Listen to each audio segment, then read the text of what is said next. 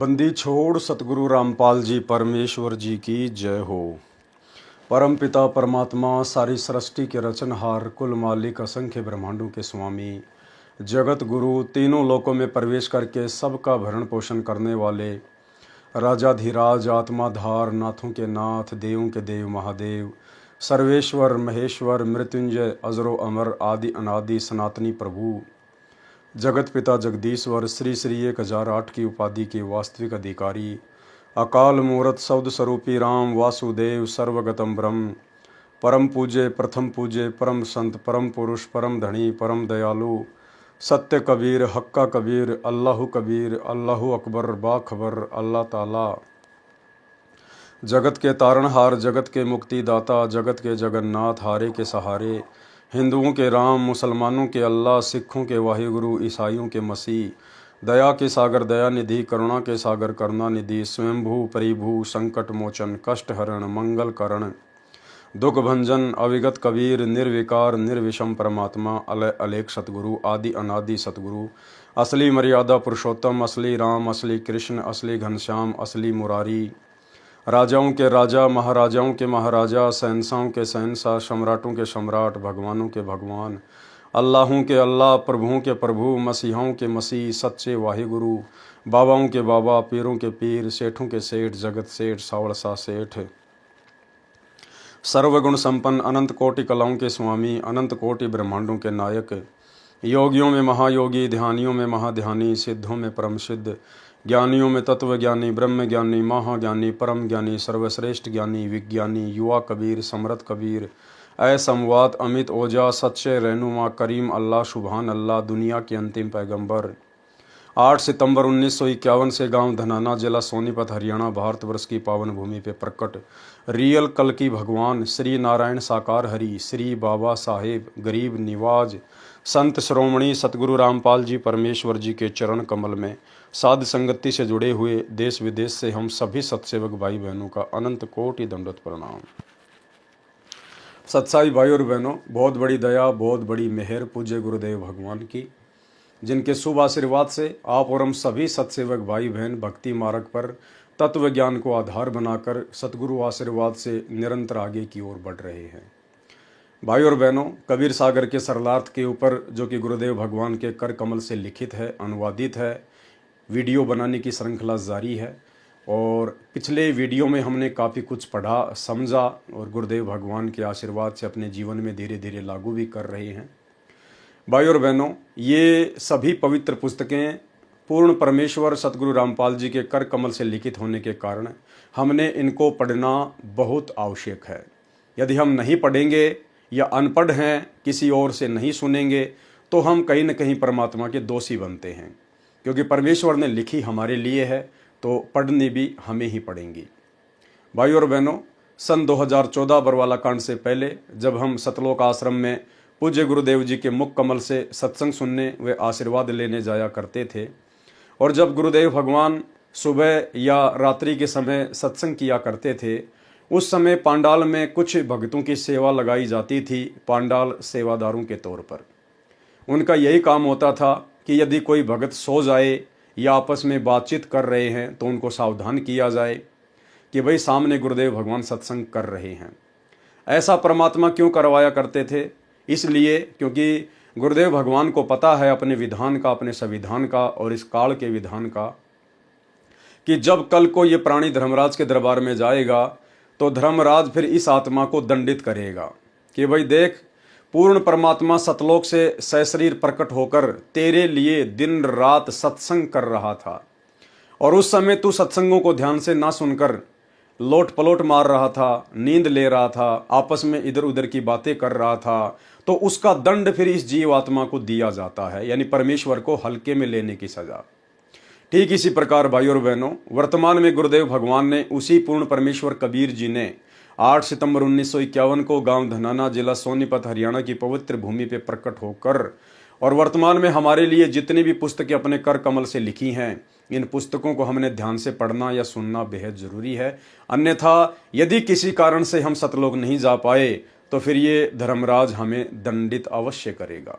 तो भाई और बहनों, अब हम आगे बढ़ते हैं। पवित्र पुस्तक कबीर सागर का सरलार्थ आज हम पेज नंबर 108 से शुरू करेंगे। ज्ञान सागर का निष्कर्ष, यानी कबीर सागर में जो ज्ञान सागर नाम का अध्याय है उसका निष्कर्ष क्या है जो वर्तमान में हमारे मतलब का है।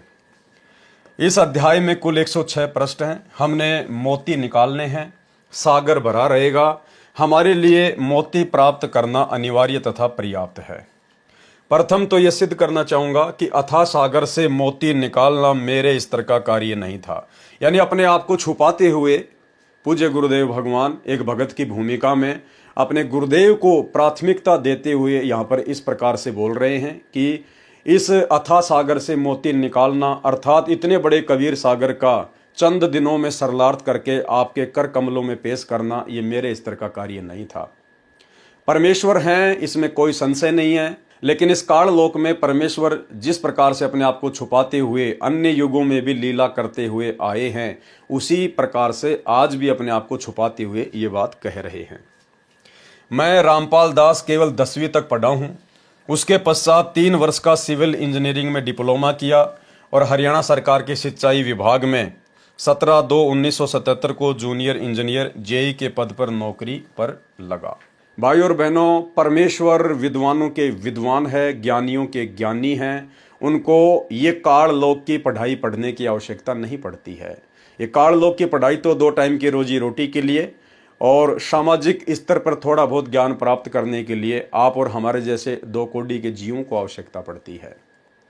विद्वान आम भाषा में उन लोगों को कह दिया जाता है जो कोई बहुत अच्छी खासी संस्कृत बोलने लग जाता है, बहुत अच्छी खासी इंग्लिश बोलने लग जाता है। जबकि भाई और बहनों, विद्वान की परिभाषा गुरुदेव भगवान ने बताई कि जिसको अंग्रेजी आती है उसको चाइनीज भाषा नहीं आती, जिसको चाइनीज भाषा आती है उसको बंगाली नहीं आती, उसको अन्य देश की भाषा नहीं आती, तो वो व्यक्ति विद्वान नहीं कहा जा सकता। जिस व्यक्ति को 2, 5, 10, 20, 25 भाषाओं का ज्ञान है उस व्यक्ति को विद्वान नहीं कहा जा सकता।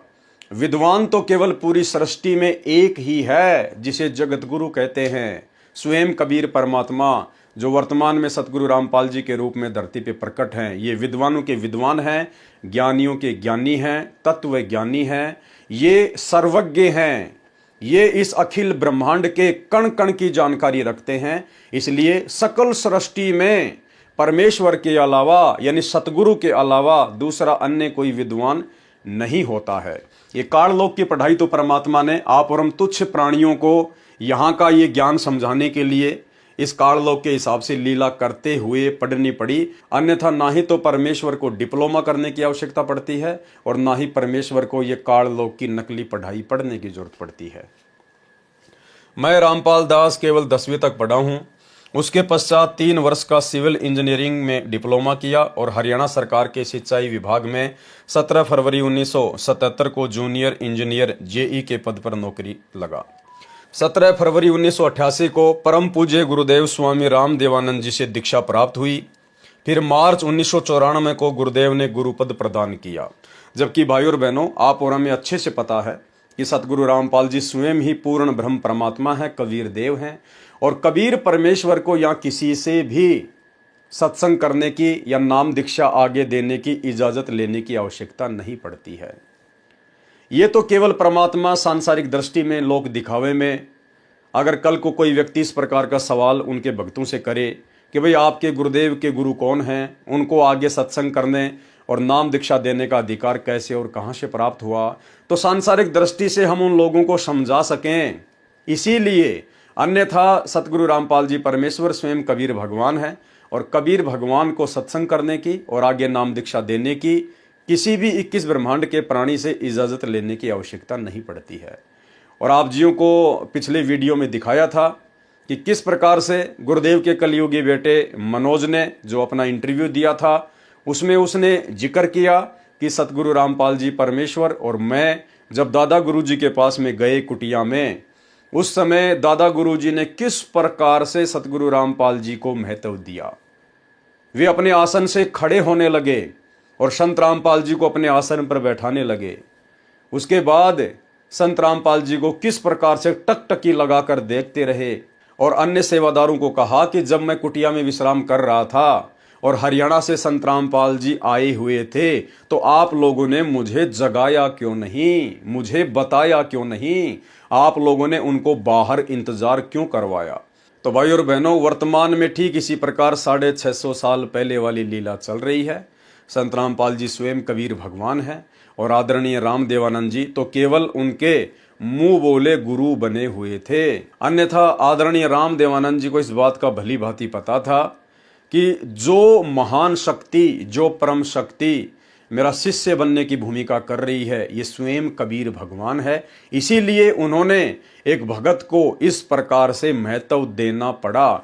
तो ये छोटा सा इंटरव्यू लगभग 3 से 4 मिनट का, जो आपके विश्वास को बढ़ाएगा कि वास्तव में हमारे गुरुदेव भगवान सतगुरु रामपाल जी स्वयं कबीर परमात्मा हैं, ये जगत गुरु हैं और जगत गुरु का कोई भी गुरु नहीं होता है। आदरणीय रामदेवानंद जी केवल सांसारिक दृष्टि में, लोक दिखावे में उनके मुंह बोले गुरु बने हुए थे। देखिए सर, वो दौर चल ही रहा था, आपने इतनी सारी बातें बताई तो बहुत ही अनसुनी बातें हैं और बहुत ही रोचक बातें हैं। ऐसा कोई पल हो जब आपका स्कूल के समय का कोई ऐसी यादगार हो, संत रामपाल जी से जुड़ी हो, आपको याद हो, वो हमारे दर्शकों को बताना चाहेंगे। जब मैं छोटा था तो एक बार मैं स्कूल के लिए तैयार हो रहा था, स्कूल जाने के लिए तैयारी कर ली, ड्रेस वैस पहन ली। तो पिताजी ऊपर एक रूम है, हमारा मकान है, उसके ऊपर रूम है, उस रूम से नीचे आए, मैं बोले कहाँ की तैयारी है। मैं बोला पापा जी स्कूल जा रहा हूँ मैं। तो पिताजी बोले अच्छा स्कूल की तैयारी है माँ जी। मैं बोला चलो दादा गुरुजी के पास चलोगे। मैं बड़ा खुश हुआ, माँ स्कूल से छुट्टी लगेंगे और दादा गुरुजी के पास जाएंगे।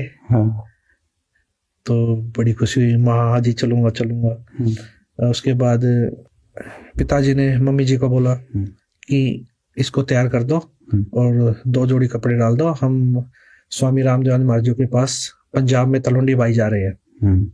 तो मम्मी जी ने तैयार कर दिया, मैं चल पड़ा पिताजी के साथ। तो हम तलवंडी बाई पहुंचे। उस समय आना जाना क्या साधन से करते थे? उस समय बस से गए थे, उस समय संत रामपाल जी और बस से आना जाना करते थे। अच्छा, संत रामपाल जी बस से गए थे? जी हाँ, मैं और पिताजी संत रामपाल जी महाराज बस से तलवंडी बाई पहुंचे। तो वो टाइम था लगभग 12-1 बजे का था। 12-1 बजे हुए थे। तो हम तलवंडी बाई, जो स्वामी रामदेवानंद जी महाराज के कई आश्रम है, तो वो तलवंडी बाई, मोगा, चुड़ानी, नजफगढ़, बहुत जगह आश्रम थे स्वामी रामदेवानंद महाराज के। तो और लाखों की संख्या में स्वामी रामदेवानंद महाराज के शिष्य भी थे।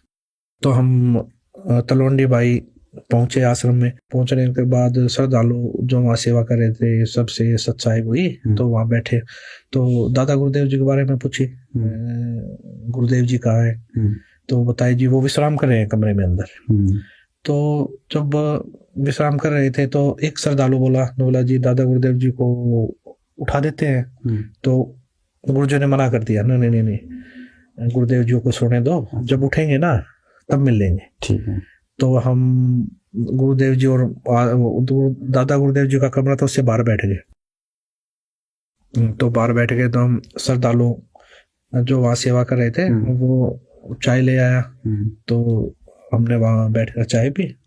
तो चाय पी रहे थे, इतनी देर में अंदर से आवाज आई, खटखट की आवाज आई।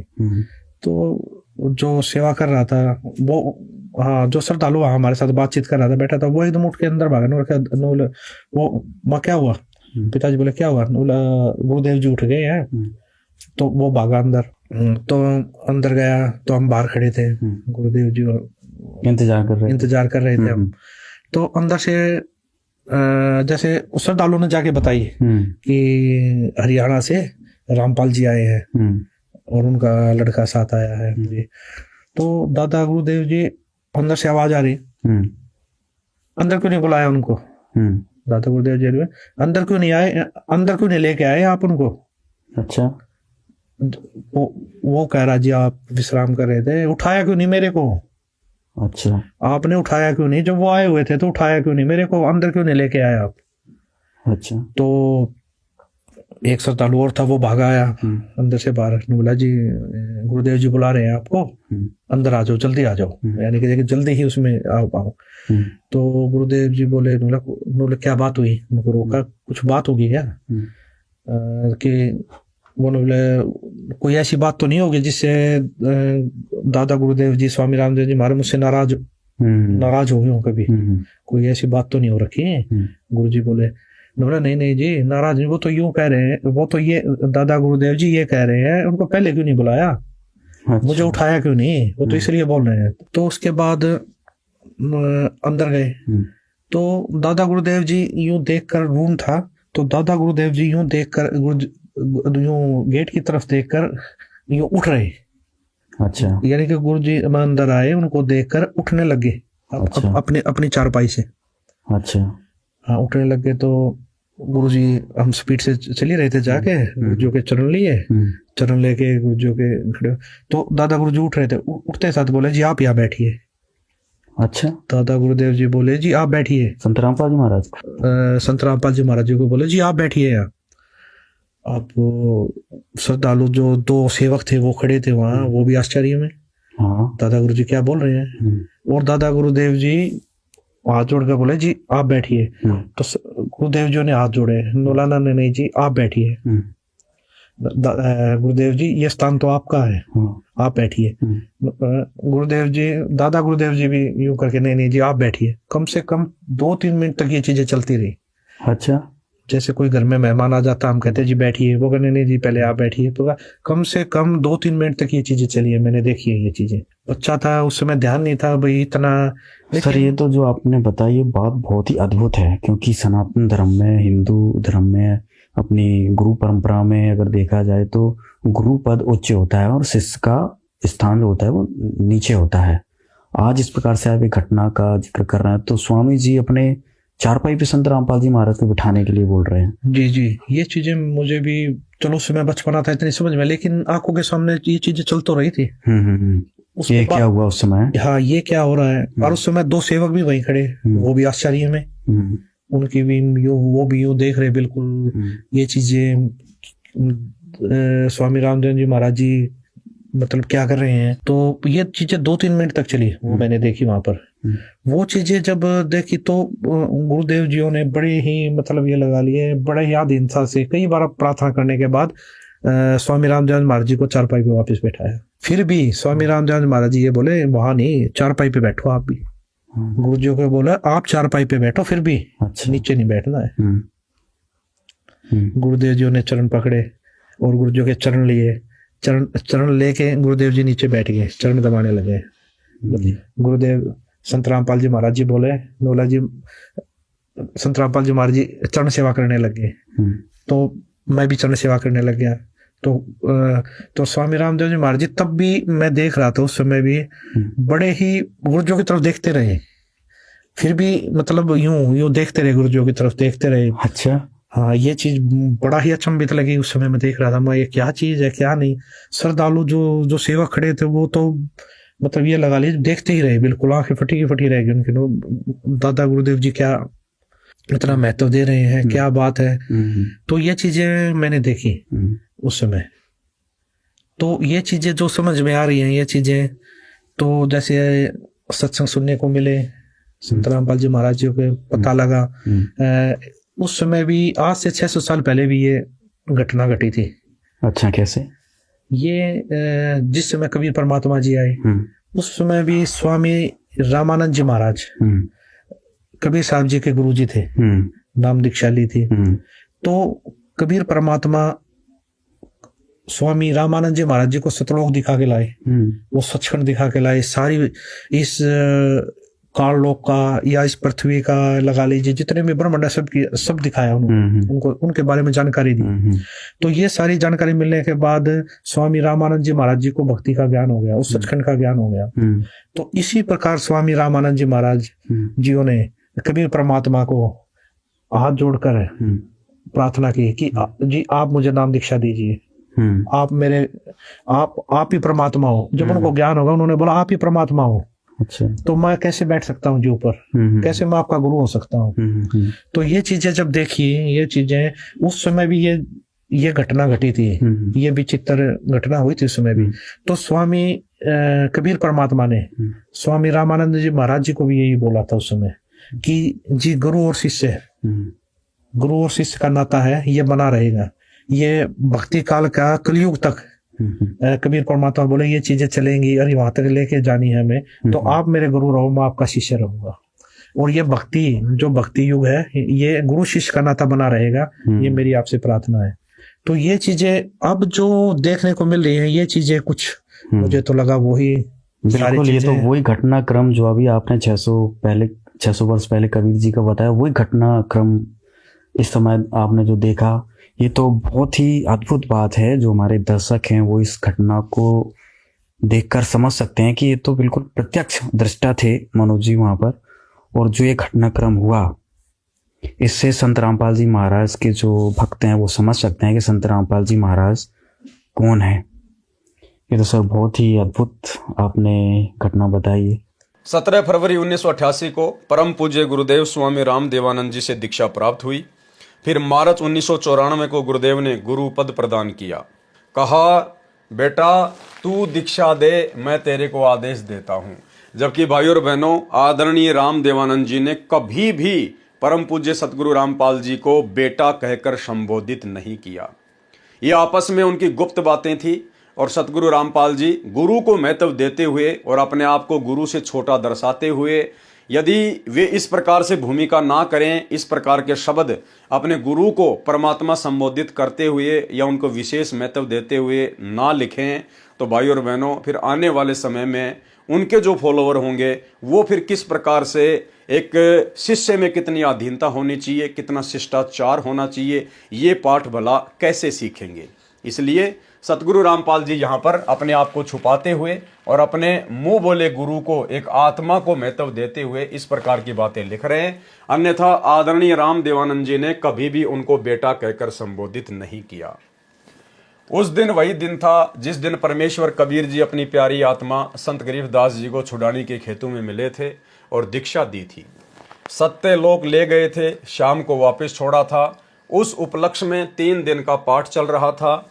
मध्य के दिन मेरे को छुड़ानी धाम में दीक्षा देने का आदेश पूज्य गुरुदेव स्वामी राम देवानंद जी ने दिया था। कहा था कि संसार में तेरे बराबर कोई संत नहीं होगा, मैं तेरे साथ रहूंगा, अपने को अकेला मत समझना। उपस्थित सर्व संगत को कह दिया था कि आज से ये तुम्हारा गुरु है, मैं नहीं।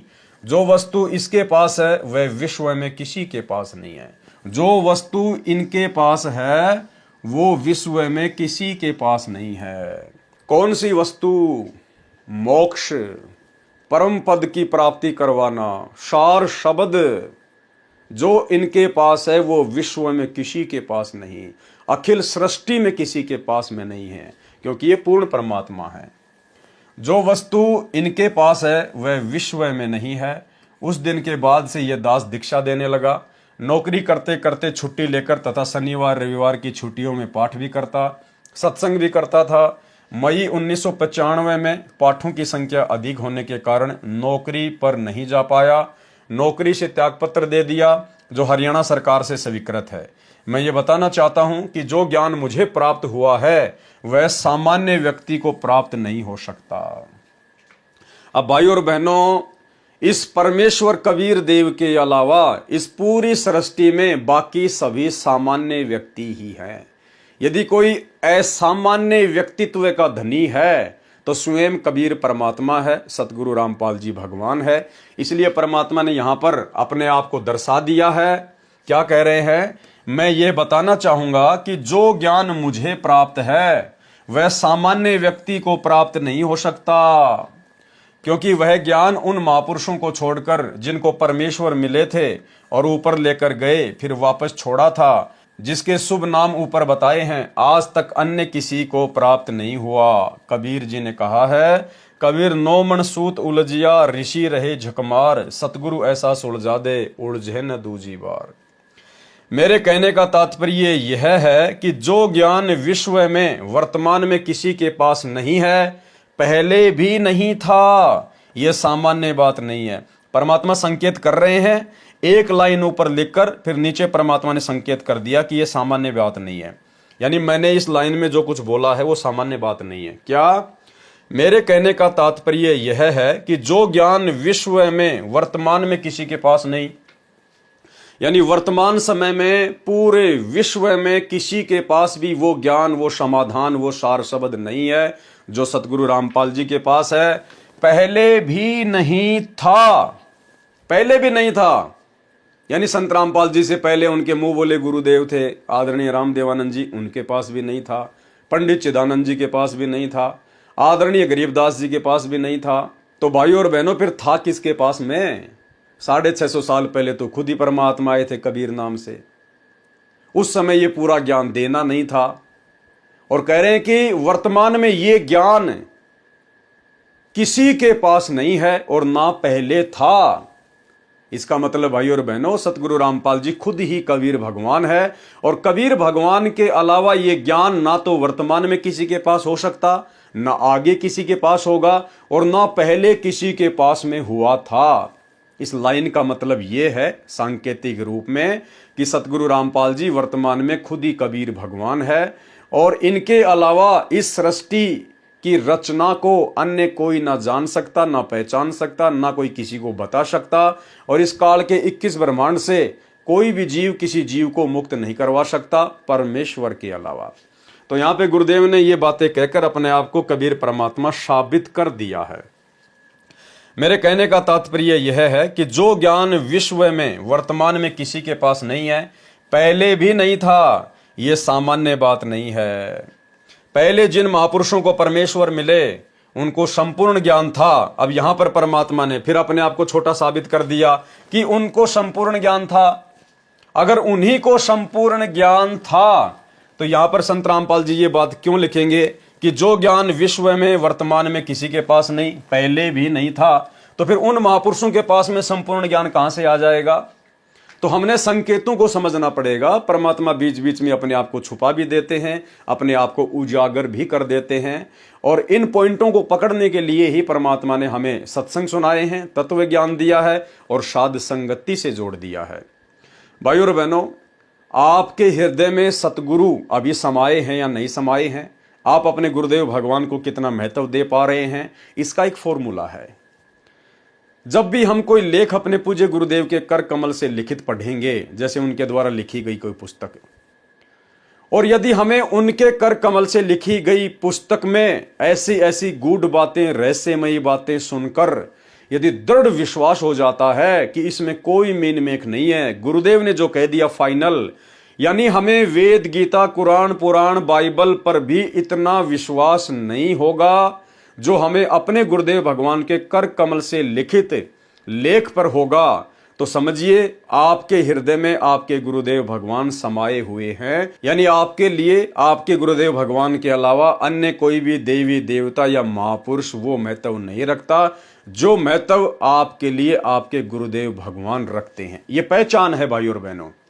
यानी हम गीता में कोई बात पढ़ें, वेदों में कोई बात पढ़ें, कोई गूढ़ रहस्य निकल के आए, तो हमें इतनी खुशी और इतनी प्रसन्नता नहीं होगी जितनी खुशी और प्रसन्नता हमें अपने गुरुदेव के कर कमल से लिखित उन पवित्र पुस्तकों में जब मिलेगी, हम पढ़ेंगे और उस समय हमें जो अपार खुशी होगी, हमारे अंदर जो विश्वास पैदा होगा, तो ये पहचान होती है अपने गुरुदेव को ही परमात्मा मानने की।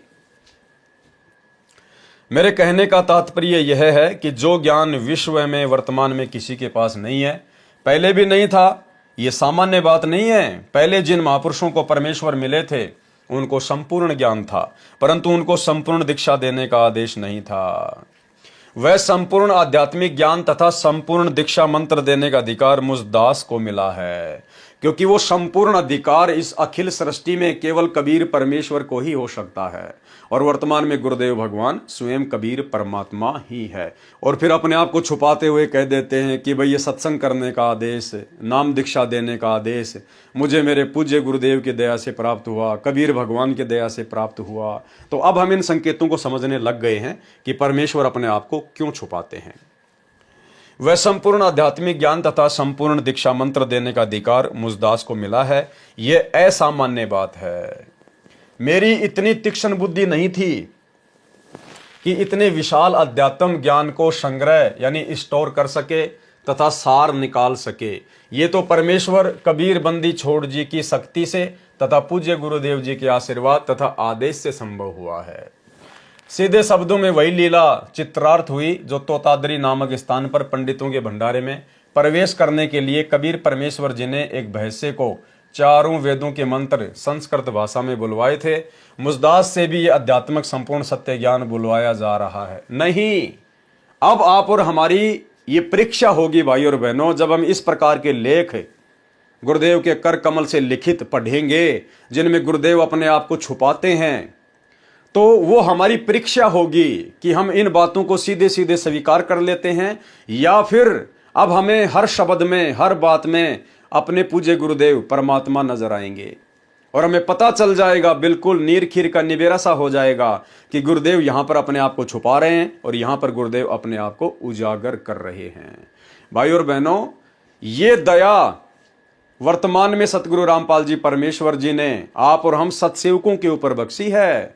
जिस प्रकार बनारस के तोतादरी शहर में कबीर परमात्मा ने एक जोटे को आशीर्वाद देकर वेद मंत्र बुलवाए थे, इस प्रकार की दया तो गुरुदेव ने वर्तमान में आप और हम जानवरों के ऊपर बख्श रखी है। आप और हमारी बुद्धि परमात्मा के मिलने से पहले जानवरों से ज्यादा नहीं थी। हम भी सारा दिन वही कर्म करते थे जो जानवर किया करते थे। फिर परमेश्वर ने हमें अपनी शरण में लिया, ज्ञान को समझने की बुद्धि प्रदान की, धीरे धीरे हमें आगे बढ़ाया अध्यात्म में, फिर अपनी पहचान करवाई। तो ये दया तो गुरुदेव ने उस वैसे राम की तरह आप और हमारे ऊपर कर रखी है। अपने आप को तो गुरुदेव भगवान छुपाते हुए कह रहे हैं कि मेरी इतनी तीक्ष्ण बुद्धि नहीं थी। अरे परमेश्वर से अधिक किसी की तीक्ष्ण बुद्धि हो सकती है क्या? तो ये सारी की सारी लीला परमात्मा की अब धीरे धीरे हमें समझ में आने लगेंगी। परमेश्वर कबीर जी की दया शक्ति से, गुरुदेव जी के आशीर्वाद से अब रामपाल दास सामान्य व्यक्ति नहीं रहा। सामान्य तो पहले भी नहीं थे और सामान्य वर्तमान में भी नहीं है, और ना परमात्मा कभी सामान्य होते हैं। ये तो आप और हमको परमात्मा ने असामान्य बना दिया, अपने भक्तों को आम जगत के लोगों से असामान्य बना दिया परमात्मा ने। परमेश्वर तो असामान्य ही होते हैं। परमेश्वर कबीर जी की दया शक्ति से, गुरुदेव जी के आशीर्वाद से अब रामपाल दास सामान्य व्यक्ति नहीं रहा, संत विशेष की श्रेणी में हो गया है। संत बोले सहज सुभाए, संत का बोला निष्फल ना जाए।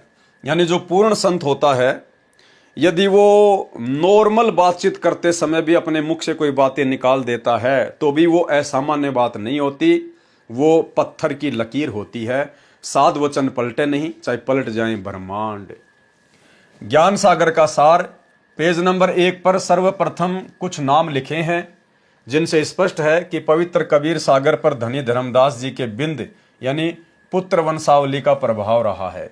यदि कुछ कांट छांट मिलावट या बनावटी वाणी काटी या लिखी है तो यह श्रेय धर्मदास जी के गद्दी वाले महंत साहिबानों को ही जाता है। यानी कबीर सागर का जितना भी बेड़ा गर्क किया है, जितनी भी वाणियां अपने मन मुखी मते से उसमें जोड़ी है या निकाली है, ये सारा का सारा कार्य काल प्रेरणा से धर्मदास जी की गद्दी वालों ने किया है।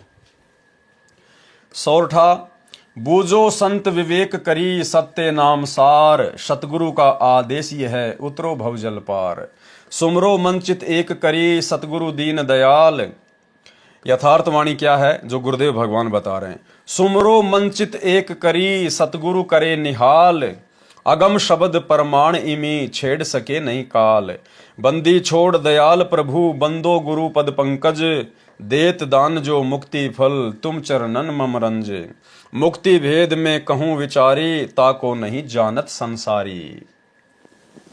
बहु आनंद होत तही ठाहूं, शोक रहित अमरपुर जाऊं।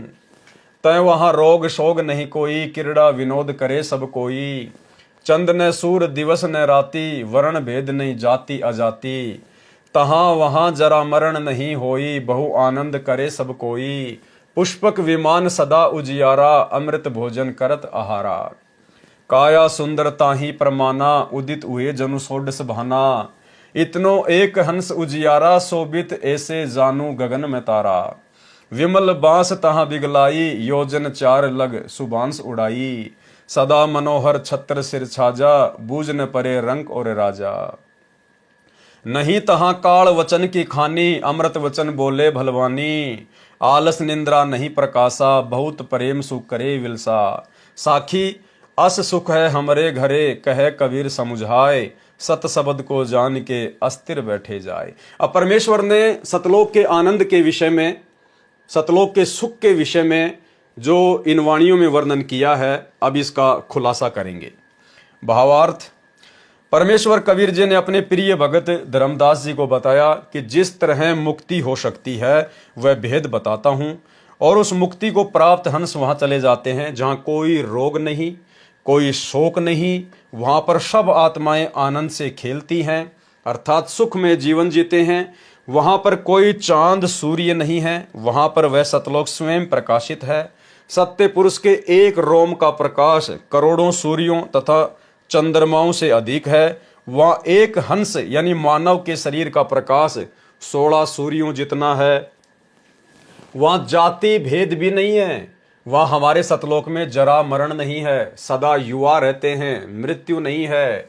सर्व भक्तों, स्त्री तथा पुरुष का शरीर सुंदर है, और 16 सूर्यों जितना प्रकाश एक भगत के शरीर का है, तथा भगतमती के शरीर का प्रकाश भी 16 सूर्यों के प्रकाश के समान है। सतलोक में सितारों की तरह चमक रहे हैं। सतलोक में सुगंध उठ रही है जो 4 योजन यानी 48 किलोमीटर तक जाती है। एक योजन में 4 कोस, एक कोस में 3 किलोमीटर, इस प्रकार एक योजन में 12 किलोमीटर, 4 योजन में 48 किलोमीटर हुए। सतलोक में प्रत्येक भगत के पास पुष्पक विमान है। श्री रामचंद्र जी सीता को लेकर लंका से आए थे, वे पुष्पक विमान में आए थे। वैसा विमान सत्यलोक में प्रत्येक हंस आत्मा के पास है। प्रत्येक भगत तथा भगतमती के सिर पर छत्र शोभा करता है। वहां कोई निर्धन और कोई रंक का भेद नहीं है। वहां सतलोक में काल लोक के प्राणियों के तरह कराल वचन कोई नहीं बोलता।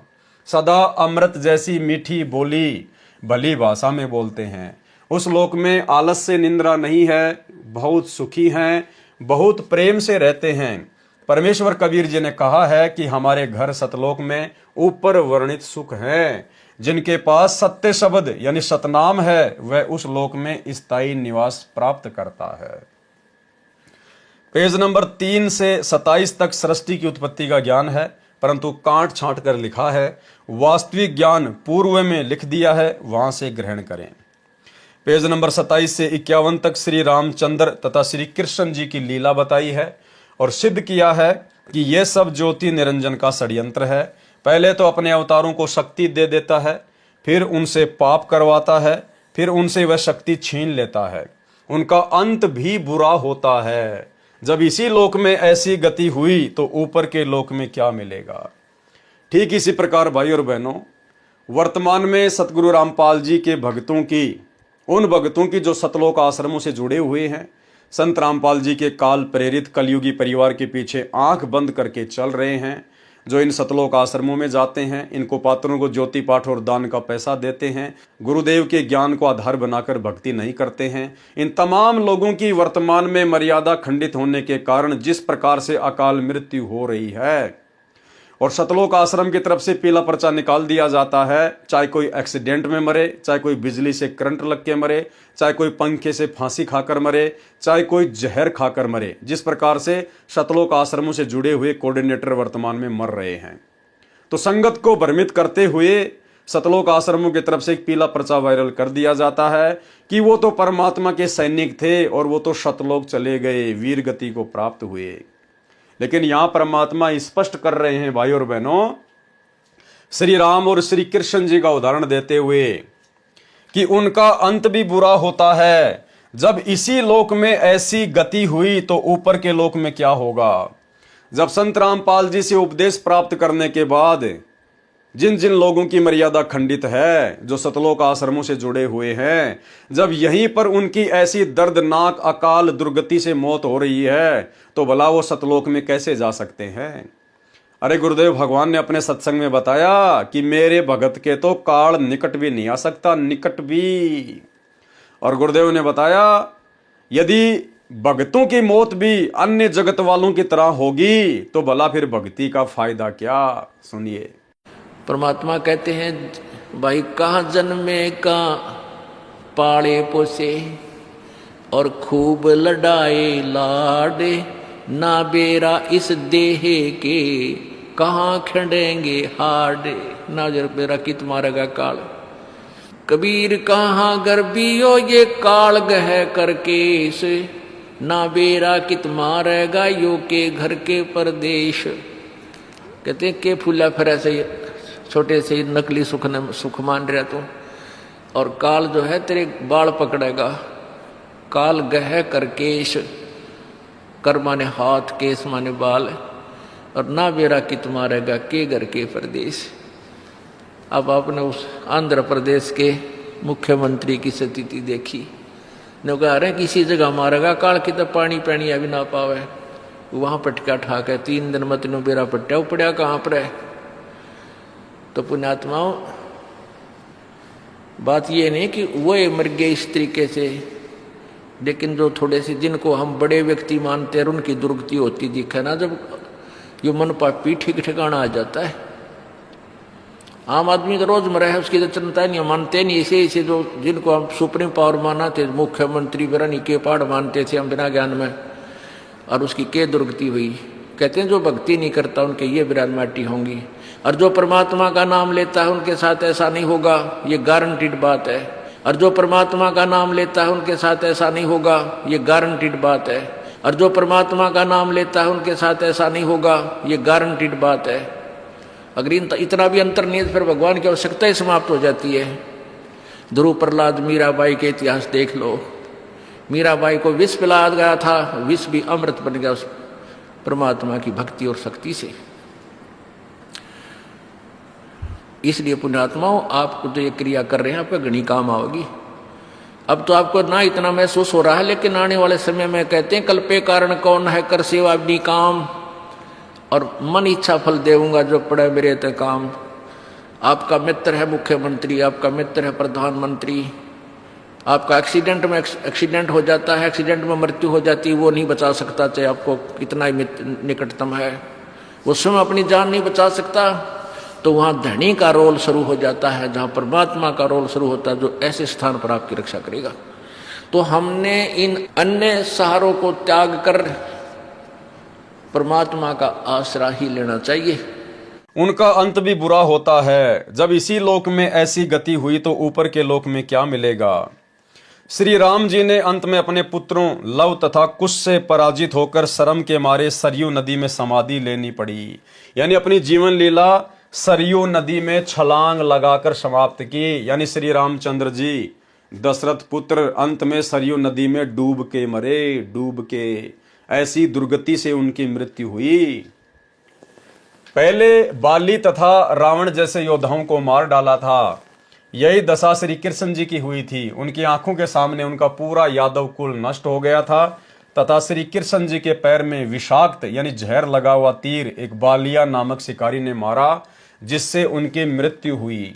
श्री कृष्ण जी ने बाली को त्रेता युग में वृक्ष की ओट लेकर मारा था, उसी आत्मा ने शिकारी बनकर अपना बदला लिया। पेज नंबर 52 से 53 तक सुदर्शन सुपच द्वारा पांडवों की यज्ञ पूर्ण करने का वर्णन है, परंतु पूर्ण रूप से गलत लिखा है, पूर्ण वर्णन आगे बताया जाएगा। पेज नंबर 53 से 70 तक कबीर परमेश्वर जी का सतयुग, त्रेता युग, द्वापर में सत, सुकृत, मुनिंदर तथा करुणामय नाम से प्रकट होने वाला प्रकरण है, जो बिल्कुल ऊट पटांग तरीके से बताया है। वाणी कांट छांट तथा बनावटी मिलावटी बनाकर अपनी बुद्धि अनुसार व्याख्या की है, जो गलत है। वास्तविकता पहले वर्णन कर दी है। पेज नंबर 71 से 74 तक कलयुग में काशी में प्रकट होने का प्रकरण।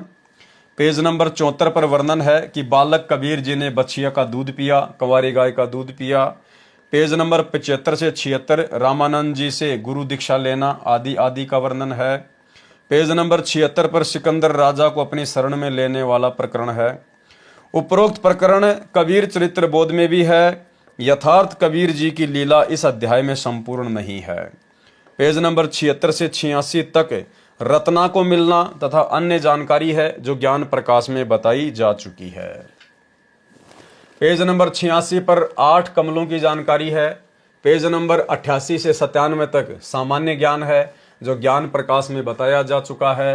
पेज नंबर 97 से 106 तक अस्पष्ट वर्णन है। इससे अधिक स्पष्ट ज्ञान पहले ज्ञान प्रकाश में धर्मदास को शरण में लेने वाले प्रकरण में पढ़े। विशेष जैसा कि ज्ञान सागर के सार के प्रारंभ में लिखा है कि कबीर सागर धनी धर्मदास जी द्वारा लिखा था, वह हस्तलिखित था। बहुत अधिक बड़ा होने के कारण से किसी महंत ने उसमें से अपने विवेक के अनुसार कुछ कुछ वाणी लेकर कुछ अपनी बनावटी बना मिलाकर ज्ञान सागर बनाया है। इसी प्रकार अन्य कई अध्यायों में यही देखने को मिला है। बाद में स्वामी युगलानंद जी भारत पथिक कबीर पंथी ने उन सर्व अध्यायों को कुछ संशोधित करके एक कबीर सागर का रूप दे दिया गया, जो अपने को वर्तमान में उपलब्ध है। इसलिए ज्ञान सागर में कोई भिन्न ज्ञान नहीं है, ये ज्ञान अन्य अध्यायों में विस्तार के साथ है। उदाहरण, ज्ञान सागर में प्रकरण है कंवारी गाय बछिया के दूध से परमेश्वर कबीर जी की परवरिश। वाणी इस प्रकार है। कबीर जी का काशी में प्रकट होना। यहां पर नूरी गलत लिखा है, नूरी नहीं नीरू को मिलने की कथा है। यह कुछ प्रकरण ठीक व कुछ गलत है, विवेचन करता हूं। अब सत्य क्या है वो सतगुरु रामपाल जी परमेश्वर जी लिख रहे हैं। पेज नंबर 73-74 से, वास्तव में नीरू तथा उसकी पत्नी नीमा द्वापर युग में सुदर्शन सुपच के माता पिता वाली आत्माएं थी। नीरू और नीमा, जिनको कलयुग के प्रथम चरण में परमेश्वर कबीर जी के शिशु रूप में पालन पोषण का सौभाग्य मिला। ये दोनों आत्माएं द्वापर युग में सुदर्शन सुपच, जब करुणा में रूप में कबीर परमात्मा आए थे और उस समय उनका जो परम भगत था सुदर्शन सुपच, ये उसके माता पिता थे। उस समय परमेश्वर कबीर जी करुणामय नाम से प्रकट थे। सुदर्शन जी का जन्म वाल्मीकि जाति में हुआ था। सुदर्शन जी को पूर्ण विश्वास हो गया था कि करुणामय स्वयं पूर्ण परमेश्वर हैं। उस युग में कबीर परमेश्वर जी भी करुणामय की लीला करने के लिए एक कमल के फूल पर शिशु रूप में प्रकट हुए थे। उनको एक वाल्मीकि दंपत्ति अपने घर ले गए थे। वे निसंतान थे। कालू नाम से वाल्मीकि के घर परवरिश होने के कारण परमेश्वर करुणामय वाल्मीकि कहलाए। कालू की पत्नी का नाम गोदावरी था। सुदर्शन जी ने परमेश्वर करुणामय कबीर जी से विनय की थी कि हे परमात्मा, मेरे माता पिता को अपनी शरण में लेकर कल्याण करें। परंतु सुदर्शन जी के माता पिता ने परमेश्वर की शरण नहीं ली, उपदेश नहीं लिया, उनकी मृत्यु हो गई। सुदर्शन जी ने अपने गुरु करुणामय जी यानी परमेश्वर कबीर जी से प्रार्थना की कि हे गुरुदेव, मेरे माता पिता जी ने आपसे उपदेश नहीं लिया, उनका कल्याण कैसे होगा? मैं बहुत चिंतित हूं। तब परमेश्वर कबीर जी ने विचार किया कि माता पिता के मोह में भगत भी मोक्ष प्राप्त नहीं कर पाएगा। जहां आशा तहां बासा होई, मन कर्म वचन सुमरियो सोई। भाई और बहनों, ये इस प्रकार के उदाहरण आप और हमारे लिए बहुत ही काम के हैं। इन कथाओं के माध्यम से परमात्मा अपने बहुत सारे प्रयोजन पूरे करते हैं, लोगों को सामान्य ज्ञान भी समझाते हैं, और जिन भक्तों को परमात्मा ने सतलोक में बैठाना होगा उन आत्माओं को परमात्मा दृढ़ भी करना चाहते हैं। भाई और बहनों, गुरुदेव ने कहा कि द्वापर युग में जब परमात्मा करुणामय नाम से आए थे तो सुदर्शन सुपच उनको पहचान चुका था कि ये पूर्ण परमात्मा है। देखो, पहचान होने के बाद भी ज्ञान की कमी के चलते, विश्वास की कमी के चलते और सुदर्शन सुपच के मन में कमजोरी आ गई और अंत में उनको अपने माता पिता के आत्म कल्याण की चिंता सताने लगी और उन्होंने कहा कि हे गुरुदेव, मेरे माता पिता ने आपसे उपदेश नहीं लिया, उनका कल्याण कैसे होगा? तो परमेश्वर ने सोचा कि ये अपना काम खराब करेगा, माता पिता के चक्कर में अपना बेड़ा गर्क करेगा। तो भाई और बहनों, वर्तमान में ये गलती आप और हम भगत भाई बहनों ने बिल्कुल भी नहीं करनी है, क्योंकि ये कलयुग की बिचली पीढ़ी का समय है। उस सुदर्शन सुपच को तो परमात्मा फिर से संभाल लेंगे, क्योंकि वो द्वापर की बातें थी। आगे फिर परमात्मा ने कलयुग की बिचली पीढ़ी में भी आके अपना खेल खेलना था और वर्तमान में इस दूसरे चरण में भी अपना खेल खेलना है। तो हो सकता है सुदर्शन सुपच को तो परमात्मा ने संभाल लिया, लेकिन भाई और बहनों, अब आगे 13वें पंथ के बाद में कोई 14वां पंथ चलने वाला नहीं है। अब आगे भक्ति मार्ग नहीं है, फिर तो असंख्य युग निकल जाएंगे, असंख्य युग हम महाकष्ट के भागी हो जाएंगे। इसलिए वर्तमान में हमने किसी भी प्रकार की कोई भी कमी अपने अंदर नहीं रखनी है। माता पिता को हमने ज्ञान समझा दिया, या हमने परमात्मा से जोड़ दिया। अब आगे का काम माता पिता का है और उस परमेश्वर का है। अब आगे का काम आत्मा और परमात्मा के बीच का है, वो हमारे माता पिता नहीं है। आज जिन्हें हम अपना माता पिता समझ रहे हैं वो ना जाने कितने जन्मों में हमारे घोर दुश्मन की भूमिका निभा चुके हैं, हमारे बेटा बेटी की भूमिका निभा चुके हैं। तो भाई और बहनों, ये सारा का सारा काल का षड्यंत्र है। इसने हमारे को आपस में रिश्तों में ऋणों में बांध रखा है। परमात्मा हमें ऋण मुक्त करवाकर मोक्ष प्रदान करने आए हैं। तो अब हमने गुरुदेव के तत्व ज्ञान को आधार बनाकर और जिस भी कुल या परिवार में हम रहते हैं और जो भी हमारे को जिम्मेदारी भगवान ने दी हुई है, शिष्टाचार के साथ में हमने वो जिम्मेदारियां निभानी है। फालतू का लाड प्यार प्रेम मोह ममता हमने किसी से नहीं रखनी है, क्योंकि गुरुदेव ने बता दिया, बेटा ये मिट्टी के पुतले हाड़ मांस के पुतले हैं, ये काल के खिलौने हैं, ये कब टूट जाएंगे इनका कोई भरोसा नहीं है। और कितनी बार तुम ये खिलौने बन चुके हो। तो अब हमने फालतू की मोह ममता जो हमारे पैरों में बेड़ियां डालती हैं मोक्ष मार्ग में, अब हमने ऐसी गलती बिल्कुल भी नहीं करनी है। हमने खुद भी भक्ति करनी है, अपने पूरे परिवार को भी भक्ति पर लगाना है। हमने संदेशा उनको देते रहना है। कोई लग जाएगा तो अच्छी बात है, नहीं लगता है भक्ति मार्ग पर तो हमारा कार्य पूरा हुआ। आगे वो आत्मा जाने, उसका परमात्मा जाने। हमने तो अपने आत्म कल्याण की सोचनी है। परमात्मा कहते हैं, आप मरे जग प्रलय होई। जब इंसान खुद मर जाता है तो उसके लिए तो पूरी सृष्टि मर जाती है। तो भाइयों और बहनों, यही सोचकर हमने विशेष तौर पर अपने आत्म कल्याण के लिए विशेष सावधानी रखनी है।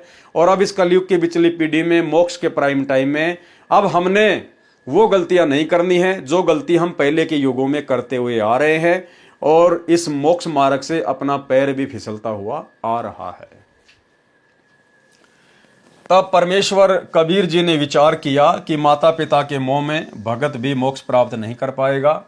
जहां आशा तहां बासा होई, मन कर्म वचन सुमरियो सोई।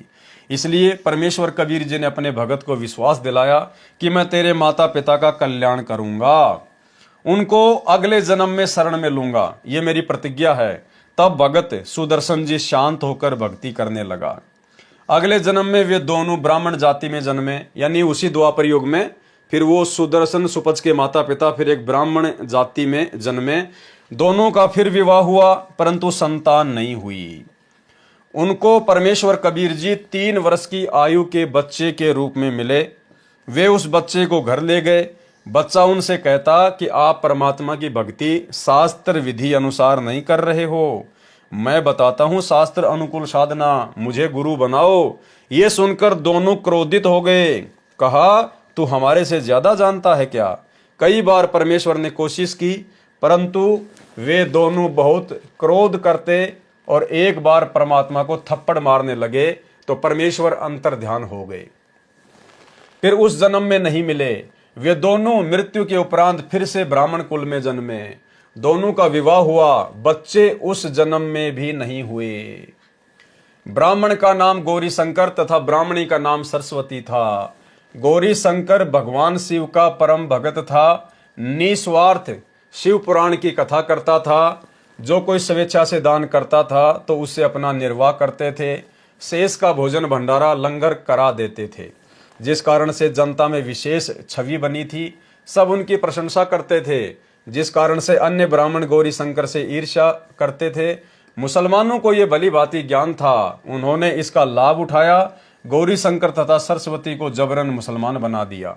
उनके घर में अपना जूठा पानी छिड़क दिया, उन दोनों के मुख में डाल दिया। सर्वस्वार्थी ब्राह्मणों ने मौके का लाभ उठाया।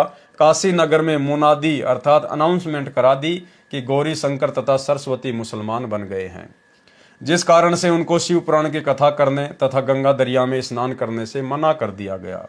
मुसलमानों ने गौरी शंकर का नाम नूर अली रखा तथा सरस्वती का नाम नियामत रखा। पुरुष को नीरू तथा स्त्री को नीमा कहने लगे। भाइयों और बहनों, चूंकि परमेश्वर ने द्वापर युग में अपनी प्यारी आत्मा सुदर्शन सुपत जी से प्रॉमिस किया था कि मैं तेरे माता पिता को पार करूंगा, इसलिए उसके बाद जितने भी उनके जन्म हुए हैं जो परमेश्वर ने बताए हैं, किसी भी जन्म में परमात्मा ने उनको संतान नहीं दी। क्यों? क्योंकि परमात्मा नहीं चाहते थे कि इनके ऋण संबंध बढ़े और ये यहीं पर बेटा बेटी के चक्कर में मोह ममता में उलझ कर रह जाएं। किसी भी जन्म में कबीर परमेश्वर ने उनको संतान नहीं दी। उन्हीं आत्माओं का जन्म फिर आगे चलकर 650 साल पहले नीरू और नीमा के रूप में हुआ।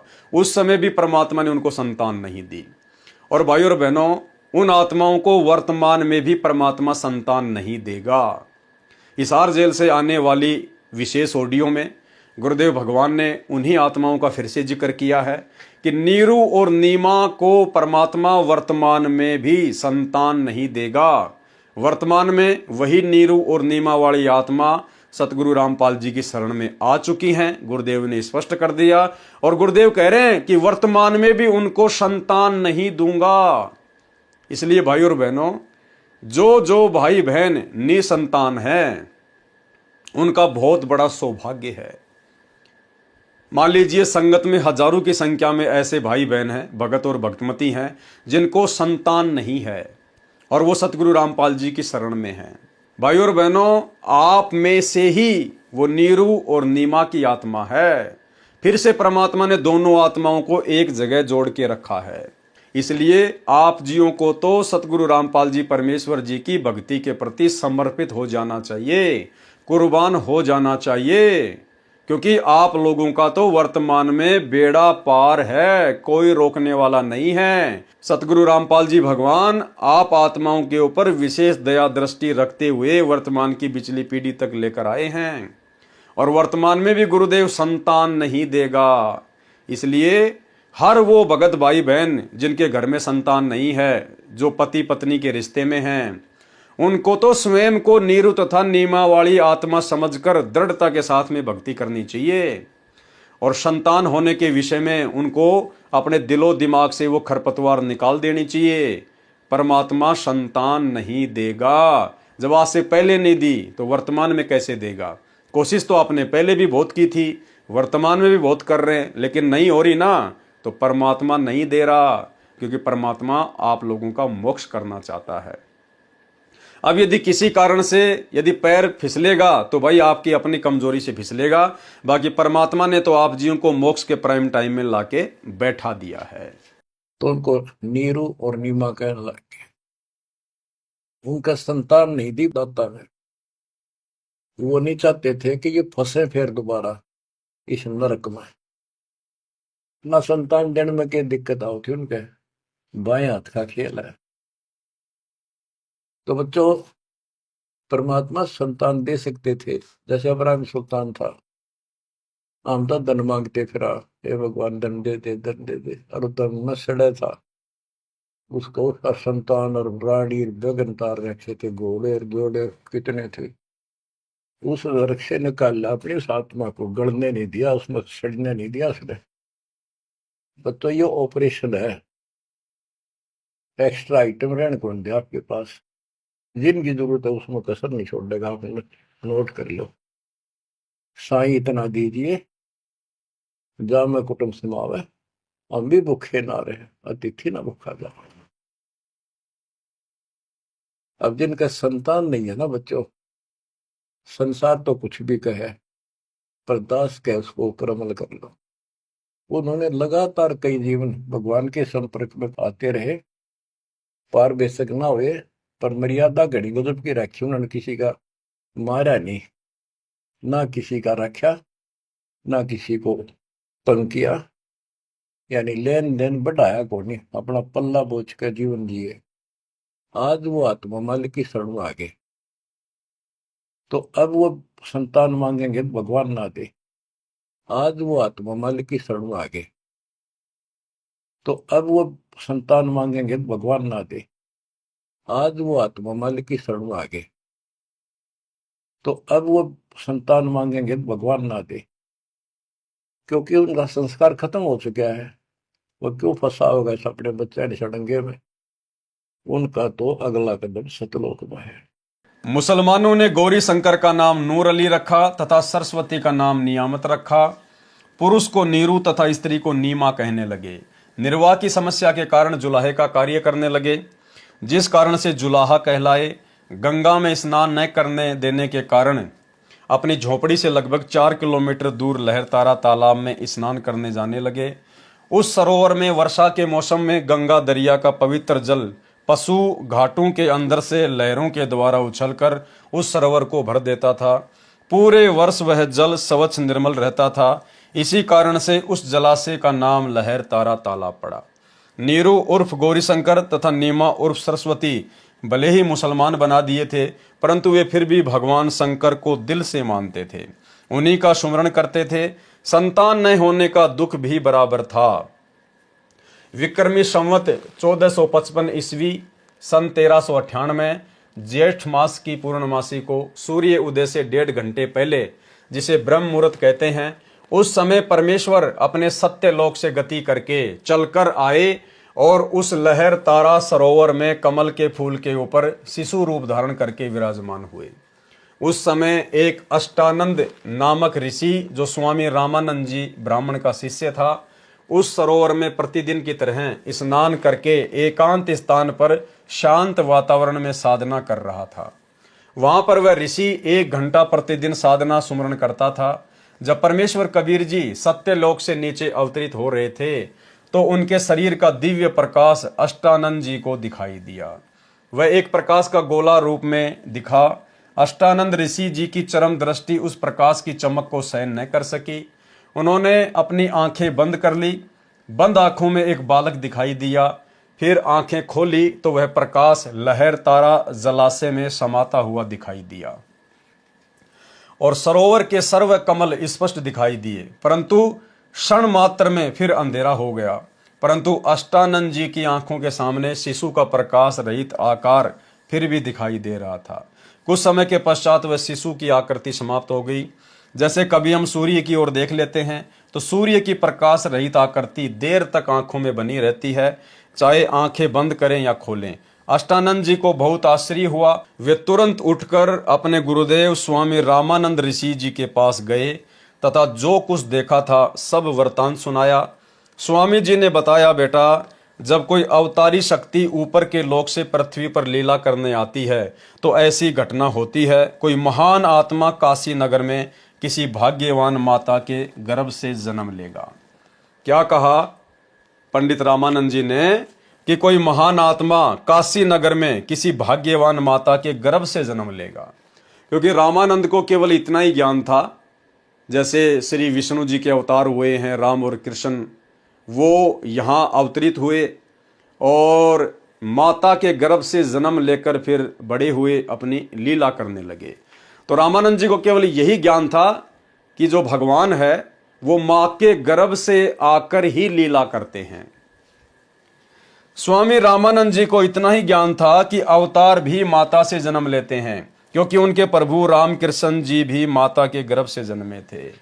भाई और बहनों, वर्तमान में वही छोटा ज्ञान, वही आधा अधूरा ज्ञान सतगुरु रामपाल जी परमेश्वर जी के कलयुगी परिवार को है, सतलोक आश्रम मैनेजमेंट हरियाणा को है, सभी स्टेट कोऑर्डिनेटर को है। इसीलिए तो ये लोग अपने गुरुदेव भगवान को अवतार भी कहते हैं, कबीर जी का अवतार भी कहते हैं, और प्रतिवर्ष 8 सितंबर को उनका जन्मदिन भी मनाते हैं। ये लोग संत रामपाल जी को इंद्रो माई की कोख से जन्म लेकर आया हुआ मानते हैं। संत रामपाल जी को मानुष मानते हैं। जिस प्रकार श्री रामचंद्र जी मां के गर्भ से जन्म लेकर आए, श्री कृष्णचंद्र जी मां के गर्भ से जन्म लेकर आए, ठीक इसी प्रकार वर्तमान में संत रामपाल जी का परिवार सतलोक आश्रम मैनेजमेंट हरियाणा और उन आश्रमों के पीछे लगी हुई 90% संगत संत रामपाल जी को राम और श्री कृष्ण जी वाली श्रेणी में ले रही है। अर्थात इन लोगों को अभी परमात्मा की पूरी परिभाषा का भी ज्ञान नहीं है। स्वामी रामानंद जी को इतना ही ज्ञान था कि अवतार भी माता से जन्म लेते हैं, क्योंकि उनके प्रभु रामकृष्ण जी भी माता के गर्भ से जन्मे थे। और एक सत्संग में भाई और बहनों गुरुदेव ने बताया कि जो खुद जन्म मरण में है वो भला तुम्हारा जन्म मरण कैसे समाप्त कर सकता है। भाई गुरुदेव ने राम और कृष्ण के विषय में बताया कि जो खुद जन्म और मरण में है, जो जन्म लेके आते हैं फिर मर जाते हैं आम प्राणियों की भांति, वो भला फिर हमारा जन्म मरण का रोग कैसे समाप्त कर सकते हैं। तो भाई और बहनों, सतलोक आश्रम मैनेजमेंट हरियाणा जो सतगुरु रामपाल जी को जन्म मरण में मान रहा है कि ये तो मां के गर्भ से जन्म लेके आए हैं, इनका तो जन्म हुआ है, तो भाई और बहनों भला फिर इन आत्माओं का मोक्ष कैसे संभव है। जो अपने गुरु को आम प्राणियों की भांति जन्म मरण के चक्कर में मान रहे हैं। तो एक सत्संग में गुरुदेव ने स्पष्ट कर दिया कि जो खुद जन्म और मरण में है वो भला दूसरों का जन्म मरण कैसे समाप्त कर सकता है। सुनिए। इसी प्रकार आत्मज्ञान हो गया कि तू जीव है, भक्ति नहीं करेगा तो पशु बनेगा, मुश्किल से मनुष्य प्राप्त हुआ, भक्ति कर। और समाधान सही है नहीं तो उस ज्ञान का फायदा क्या। जैसे मुझे बता दिया किसी ने कि तुझे ये रोग है और डॉक्टर ने बता दिया तो मुझे विज्ञान हो गया। जिसने मुझे बताया तुझे ये रोग है, दवाई उसके पास भी नहीं, तो वो ज्ञान होया ना होया बराबर है। ज्ञान हो कि रोग है, समाधान हो ये इसकी औषधि है, बात खत्म। तो अब आत्मज्ञान कि हमारे जन्म और मृत्यु का रोग लगा है, इसको कौन समाप्त कर सकता है। जो स्वयं जन्मते मरते हैं वो भगवान नहीं हो सकते, और वो हमारा जन्म मृत्यु का रोग समाप्त नहीं कर सकता। जो स्वयं जन्मते मरते हैं वो भगवान नहीं हो सकते, और वो हमारा जन्म मृत्यु का रोग समाप्त नहीं कर सकता। जो स्वयं जन्मते मरते हैं वो भगवान नहीं हो सकते, और वो हमारा जन्म मृत्यु का रोग समाप्त नहीं कर सकता। अब पता चला परमात्म ज्ञान का, वो परमात्मा सतपुरुष परम अक्षर ब्रह्म है। और एक सत्संग में तो गुरुदेव ने स्पष्ट कर दिया कि यदि भगवान भी आप और हमारी तरह घसियारा होगा तो भला फिर उनसे हमारा मोक्ष कैसे होगा। घसियारा यानी माँ के गर्भ से जन्म लेकर आने वाला राम और कृष्ण की तरह। तो फिर भला वो भगवान आप और हमारा जन्म मरण का रोग कैसे काट सकता है। सुनिए। परमात्मा ऐसी ही लीलाएं किया करता है, तभी उसको भगवान कहते हैं, प्रभु कहते हैं, स्वामी कहते हैं, मालिक कहते हैं और परमेश्वर कहते हैं। लेकिन कुछ एक अज्ञानियों ने, अज्ञानी ऋषियों महर्षियों ने, गुरुओं ने ये थ्योरी सेट कर दी कि भगवान ये जो लीलाएं हैं झूठी हैं। ऐसे भगवान बगैर किसी माता के कोई गर्भ से कोई नहीं बाहर आ सकता, कोई जन्म नहीं, ऐसे स्वयं नहीं प्रकट हो सकता। तो बहुत सा समाज इस बात पर आधारित हो चुका है कि बिल्कुल ठीक है, क्योंकि श्री राम माता से उत्पन्न हुए, श्री कृष्ण माँ से उत्पन्न हुए, जितने भी हम जिनको भगवान की संज्ञा में गिनते हैं सभी माँ से उत्पन्न हुए। इसलिए हमने ये भी सत्य मान लिया कि माँ के बिना उत्पन्न कोई नहीं हो सकता। लेकिन भगवान कैसे किसे कहेंगे। परमात्मा उसी को कहा जाता है जो एक जनसाधारण की क्रियाओं से अलग क्रियाएं करे। बोलो। परमात्मा उसी को कहा जाता है जो एक जनसाधारण की क्रियाओं से अलग क्रियाएं करे। बोलो। परमात्मा उसी को कहा जाता है जो एक जनसाधारण की क्रियाओं से अलग क्रियाएं करे। इसलिए भाई और बहनों इन संकेतों को समझो। संत रामपाल जी तो अपने आप को छुपाते हुए सब कुछ कहेंगे कि मेरे को तो ये ज्ञान मेरे गुरुजी से प्राप्त हुआ है, मेरा तो जन्म किसान परिवार में हुआ है, मेरी माता जी का नाम ये है, मेरे पिताजी का नाम ये है। क्योंकि वो तो अपने आप को छुपाते हुए यहाँ पर आम मनुष्य की भांति लीला करते हुए अपना ज्ञान प्रचार करते हैं। लेकिन गुरुदेव से तत्व ज्ञान लेने के बाद आप और हमारी तो बुद्धि खुल जानी चाहिए कि जो ज्ञान 21 ब्रह्मांड में किसी के पास नहीं है, वो ज्ञान कोई 21 ब्रह्मांड का सामान्य प्राणी कैसे दे सकता है, सामान्य संत कैसे दे सकता है। इसको देने के लिए तो परमात्मा स्वयं सतलोक से नीचे उतरते हैं। तो संत रामपाल जी स्वयं कबीर भगवान हैं, कबीर परमेश्वर हैं, और इनके अलावा जीव का आत्म कल्याण कोई नहीं कर सकता। और परमेश्वर को, जिस परमेश्वर के गर्भ में सारी सृष्टि ठहरी हुई है, समाई हुई है, भला उस विशाल परमात्मा को एक माता, एक काल लोक की स्त्री भला कैसे अपने उदर में समा सकती है, अपने गर्भ में समा सकती है। तो भाई और बहनों ये सारी की सारी परमेश्वर की लीलाएं हैं। परमेश्वर हमारी चरम दृष्टि को धोखा देते हुए और अपना तत्व ज्ञान देकर फिर अपनी पहचान करवाना चाहते हैं। तो हम कभी भी अपने गुरुदेव को मानुष मानने की या फिर माँ के गर्भ से जन्म लेकर आने की कहकर इस प्रकार की गलती ना करें। प्रतिदिन की तरह नीरू तथा नीमा भी उसी लहर तारा तालाब में स्नानार्थ आए। पिछले दिन नीरू के घर कोई मेहमान आए थे, यानी एक दिन पहले नीरू नीमा के घर पर उनके कोई गेस्ट आए थे, जिसमें एक स्त्री भी थी। स्त्री ने नीमा से चर्चा में संतान की महिमा बताई कि पुत्र बिना गति नहीं होती, वृद्ध अवस्था में कौन सहारा बनेगा, एक बच्चा तो होना ही चाहिए, निसंतान का तो लोग सुबह सुबह मुख देखना भी शुभ नहीं मानते। उस स्त्री के जाने के पश्चात उसके द्वारा लगाए इंजेक्शन का प्रभाव नीमा पर ऐसा हुआ कि वह सारी रात रोती रही और अपने इष्ट देव शंकर जी से एक पुत्र प्राप्ति की मांग करती रही। सवेरे उठकर अपने पति के साथ नहाने के लिए चली, तब भी सुबह सुबह कर आहें भरकर भगवान शिव से याचना कर रही थी कि हे महादेव, क्या हमारे लिए आपके पास संतान नहीं है? आप तो समर्थ हैं, मेरी गलती को क्षमा करके एक लाल मेरी झोली में भी डाल दें। उसकी यह दयनीय दशा देखकर नीरू ने कहा, हे नीमा, अपनी किस्मत में संतान होती तो प्रभु शंकर कभी के संतान दे देते। ठीक इसी प्रकार भाई और बहनों, वर्तमान में जो संत रामपाल जी के फॉलोवर हैं, विशेषकर संगत में वो माता बहनें जिनके कई वर्षों के उपरांत भी संतान नहीं हो रही है, भाई और बहनों, किसी भी प्रकार से संतान प्राप्ति की कोई दवाई या कोई झाड़ जंपाड़ या डॉक्टरी सलाह बिल्कुल भी नहीं लेनी है, अन्यथा परमात्मा पे आपका अविश्वास प्रकट हो जाएगा। नीरू नीमा ने क्या क्या यत्न नहीं किए संतान प्राप्ति के लिए, लेकिन परमात्मा ने नहीं देनी थी तो नहीं देनी थी, चाहे कितना रो लीजिए, कितने ही आप जी जंतर मंत्र करवा लीजिए, कितने ही अपने कर्म फोड़ लीजिए, कितनी ही दवाई वगैरह ले लीजिए, परमेश्वर ने नहीं देना है तो नहीं देना है। और वर्तमान में भाई और बहनों, यदि किसी उपदेश प्राप्त बहन को शादी के उपरांत संतान नहीं हो रही है, तो भाई और बहनों, ये परमात्मा ने जानबूझकर उसके घर में संतान नहीं भेजनी है, जानबूझकर।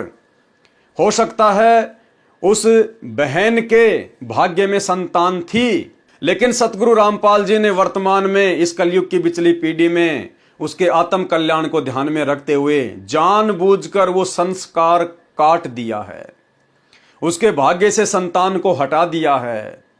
तो ये आपके लिए सोने पे सुहागा है। यदि आप संत रामपाल जी के उपदेशी भगत हैं और आपके घर में यदि संतान उत्पन्न नहीं हो रही है, तो संतान प्राप्ति का अन्य कोई भी तरीका ना अपनाएं, जो तरीका ज्ञानहीनता में ये जगत वाले भाई बहन अपनाते हैं।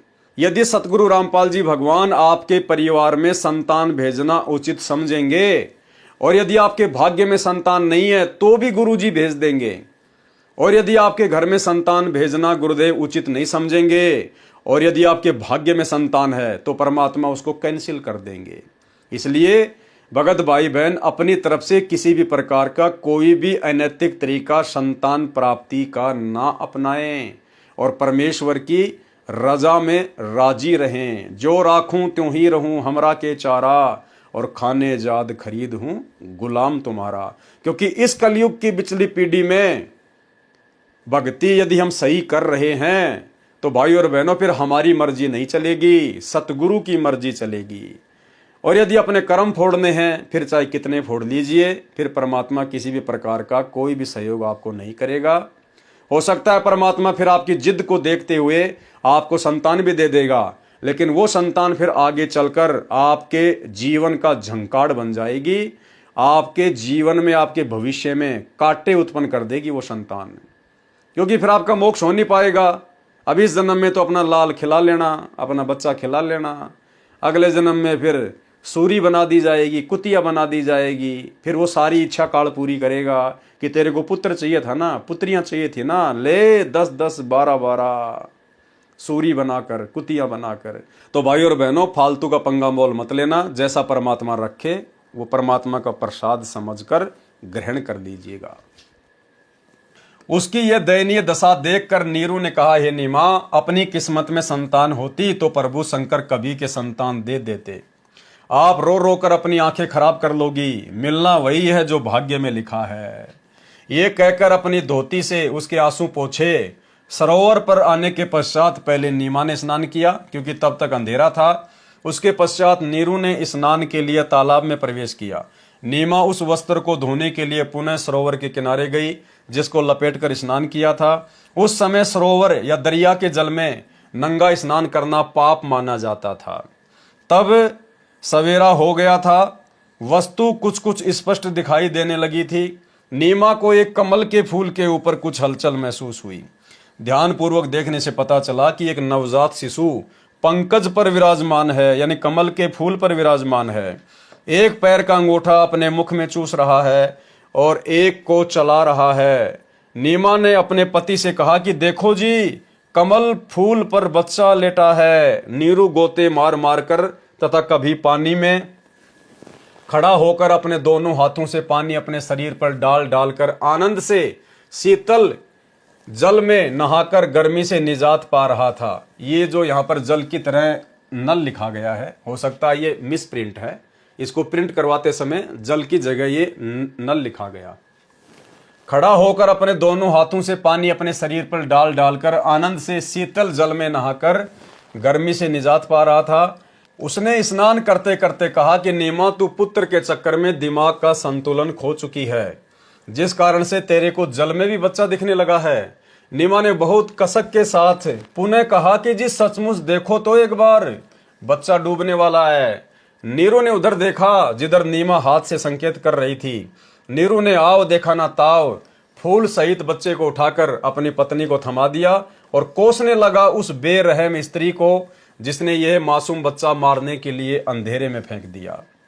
परमात्मा का शुक्र है कि यह मजबूत ताकतवर कमल पर गिर गया, अन्यथा मर जाता। यह भी बच्चे की अच्छी तकदीर है कि हम समय पर आ गए, इसका जीवन बच गया। जबकि भाई और बहनों, वो बच्चा मरने वाला नहीं था, वो तो स्वयं कबीर भगवान सारी सृष्टि के रचनहार थे, लेकिन जीव अपने हिसाब से आकलन लगा रहा था। परमात्मा का शुक्र है कि ये मजबूत कमल पर गिर गया, अन्यथा मर जाता। ये भी बच्चे की अच्छी तकदीर है कि हम समय पर आ गए, इसका जीवन बच गया। अरे अच्छी किस्मत, अच्छी तकदीर तो नीरू और नीमा की थी, जो उस दिन वहां स्नान करने के लिए प्रतिदिन की तरह आए और परमेश्वर उनको शिशु रूप में मिले।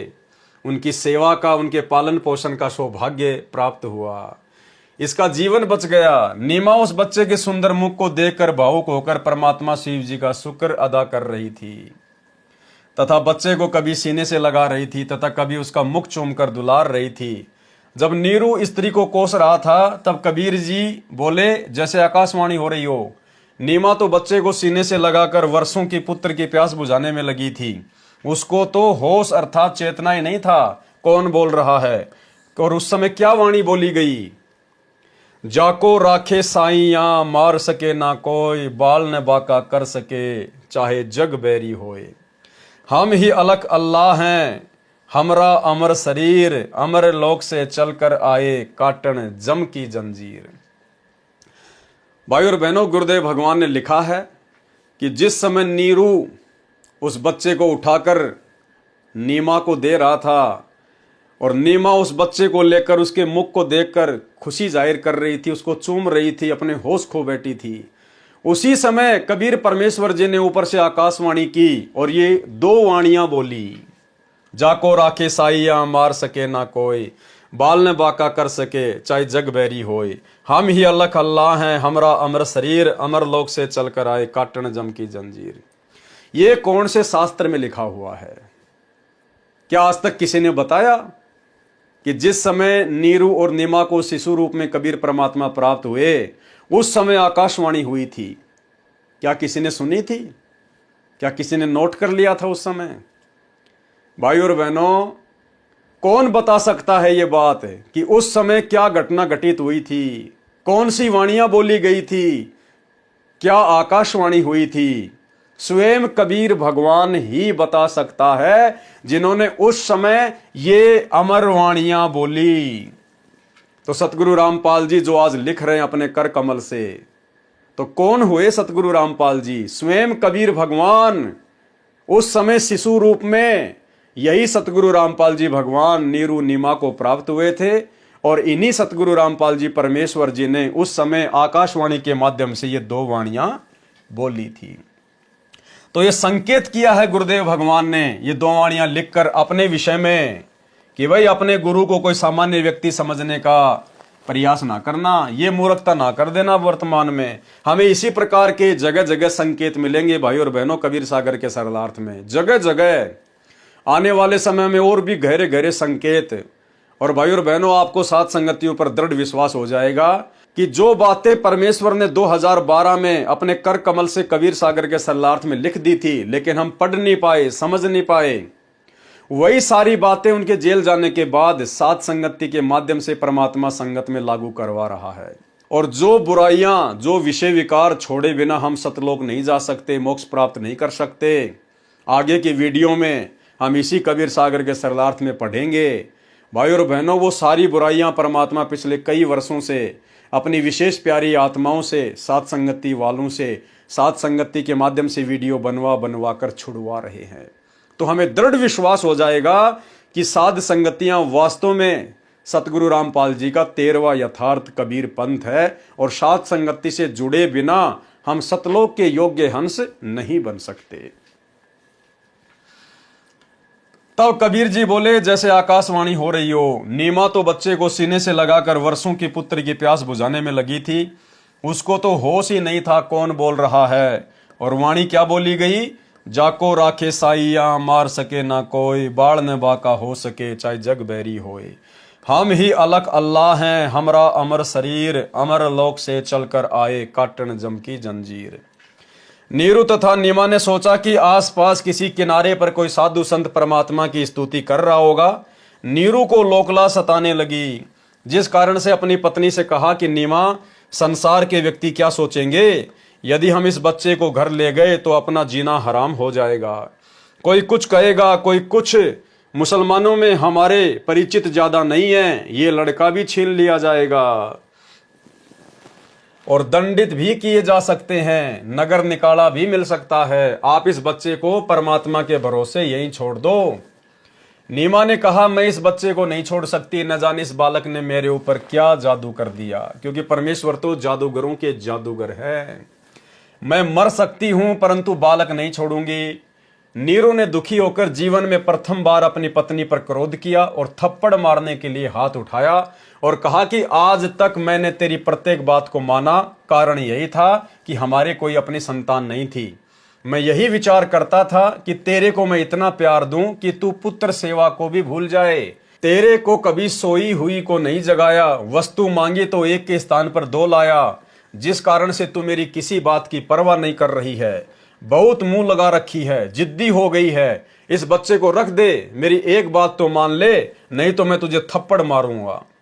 उसी समय बालक वेशधारी परमेश्वर बोले, हे नूर अली, मैं सतलोक से आया हूं तुम्हारे को काल के जाल से निकालने के लिए। आप ब्राह्मण थे, अच्छा हुआ तुम गरीब मुसलमान जुला बन गए।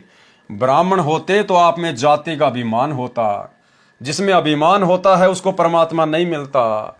और भाई और बहनों, वर्तमान में सतगुरु रामपाल जी परमेश्वर जी की संगत में कुछ एक आत्माओं को छोड़कर बाकी अन्य आत्मा जो सांसारिक दृष्टि से अपने आप को अन्य जातियों से श्रेष्ठ मानती है, ठाकुर वर्ण में, ब्राह्मण वर्ण में, आज भी उन भक्तों में वो जाति का अहंकार, मान बढ़ाई कूट कूट कर बढ़ी हुई है। आपको एक छोटी सी ऑडियो सुनाते हैं 2 मिनट की। मध्य प्रदेश से एक सतसेवक भाई ने सतलोक आश्रम से जुड़े हुए अपने गुरु भाई को समझाने का प्रयास किया, सात संगति के विषय में बताने का प्रयास किया। तो सतलोक आश्रमों से जुड़ा हुआ वो भाई, वो ठाकुर जाति से है और देखिए किस प्रकार से उसमें जाति का अभिमान कूट कूट कर भरा हुआ है। वो भाई अपनी ऑडियो में कह रहा है कि मैं ठाकुर हूं, ठाकुर। अरे मेरे को भगवान ने ठाकुर बनायो, ठाकुर। वो मेरा सौभाग्य है कि मेरे को भगवान ने ठाकुर बनायो है। और ठाकुर तो ठाकुर ही रहेगो। ठाकुर कोई फिर नीची जाति का नाम लेके कह रहा कि ठाकुर कोई नीची जाति वाला थोड़ी हो जाएगा, ठाकुर तो ठाकुर ही रहेगा। मेरे को भगवान ने ठाकुर बनायो, ठाकुर। कितनी बार उसने जाति अभिमान किया, अपने ही गुरु भाई को कह रहा है, शर्म के मारे डूब के मरने की बात है। और कह रहा कि मुझे भगवान ने ठाकुर बनाया है। अरे भक्ति कर रहा है सतगुरु रामपाल जी की, कबीर भगवान की, और कह रहा मुझे भगवान ने ठाकुर बनाया है। ये लोग सत्संग नहीं सुनते भाई और बहनों। ये जातियां कबीर परमात्मा ने नहीं बनाई, ये जातियां नकली भगवान ने बनाई है, इस काल ने बनाई है हमारे को उलझाए रखने के लिए, हमारे अंदर अभिमान और मान बड़ाई पैदा करने के लिए। क्योंकि अभिमानी व्यक्ति, अहंकारी व्यक्ति, वो चाहे किसी भी प्रकार का उसमें अहंकार आ जाए, चाहे बेटा बेटी का आ जाए, नौकरी का आ जाए, धन का आ जाए, जमीन का आ जाए, जाति का आ जाए, धर्म का आ जाए, रूप रंग का आ जाए, अहंकारी व्यक्ति कभी भी परमात्मा को प्राप्त नहीं कर सकता।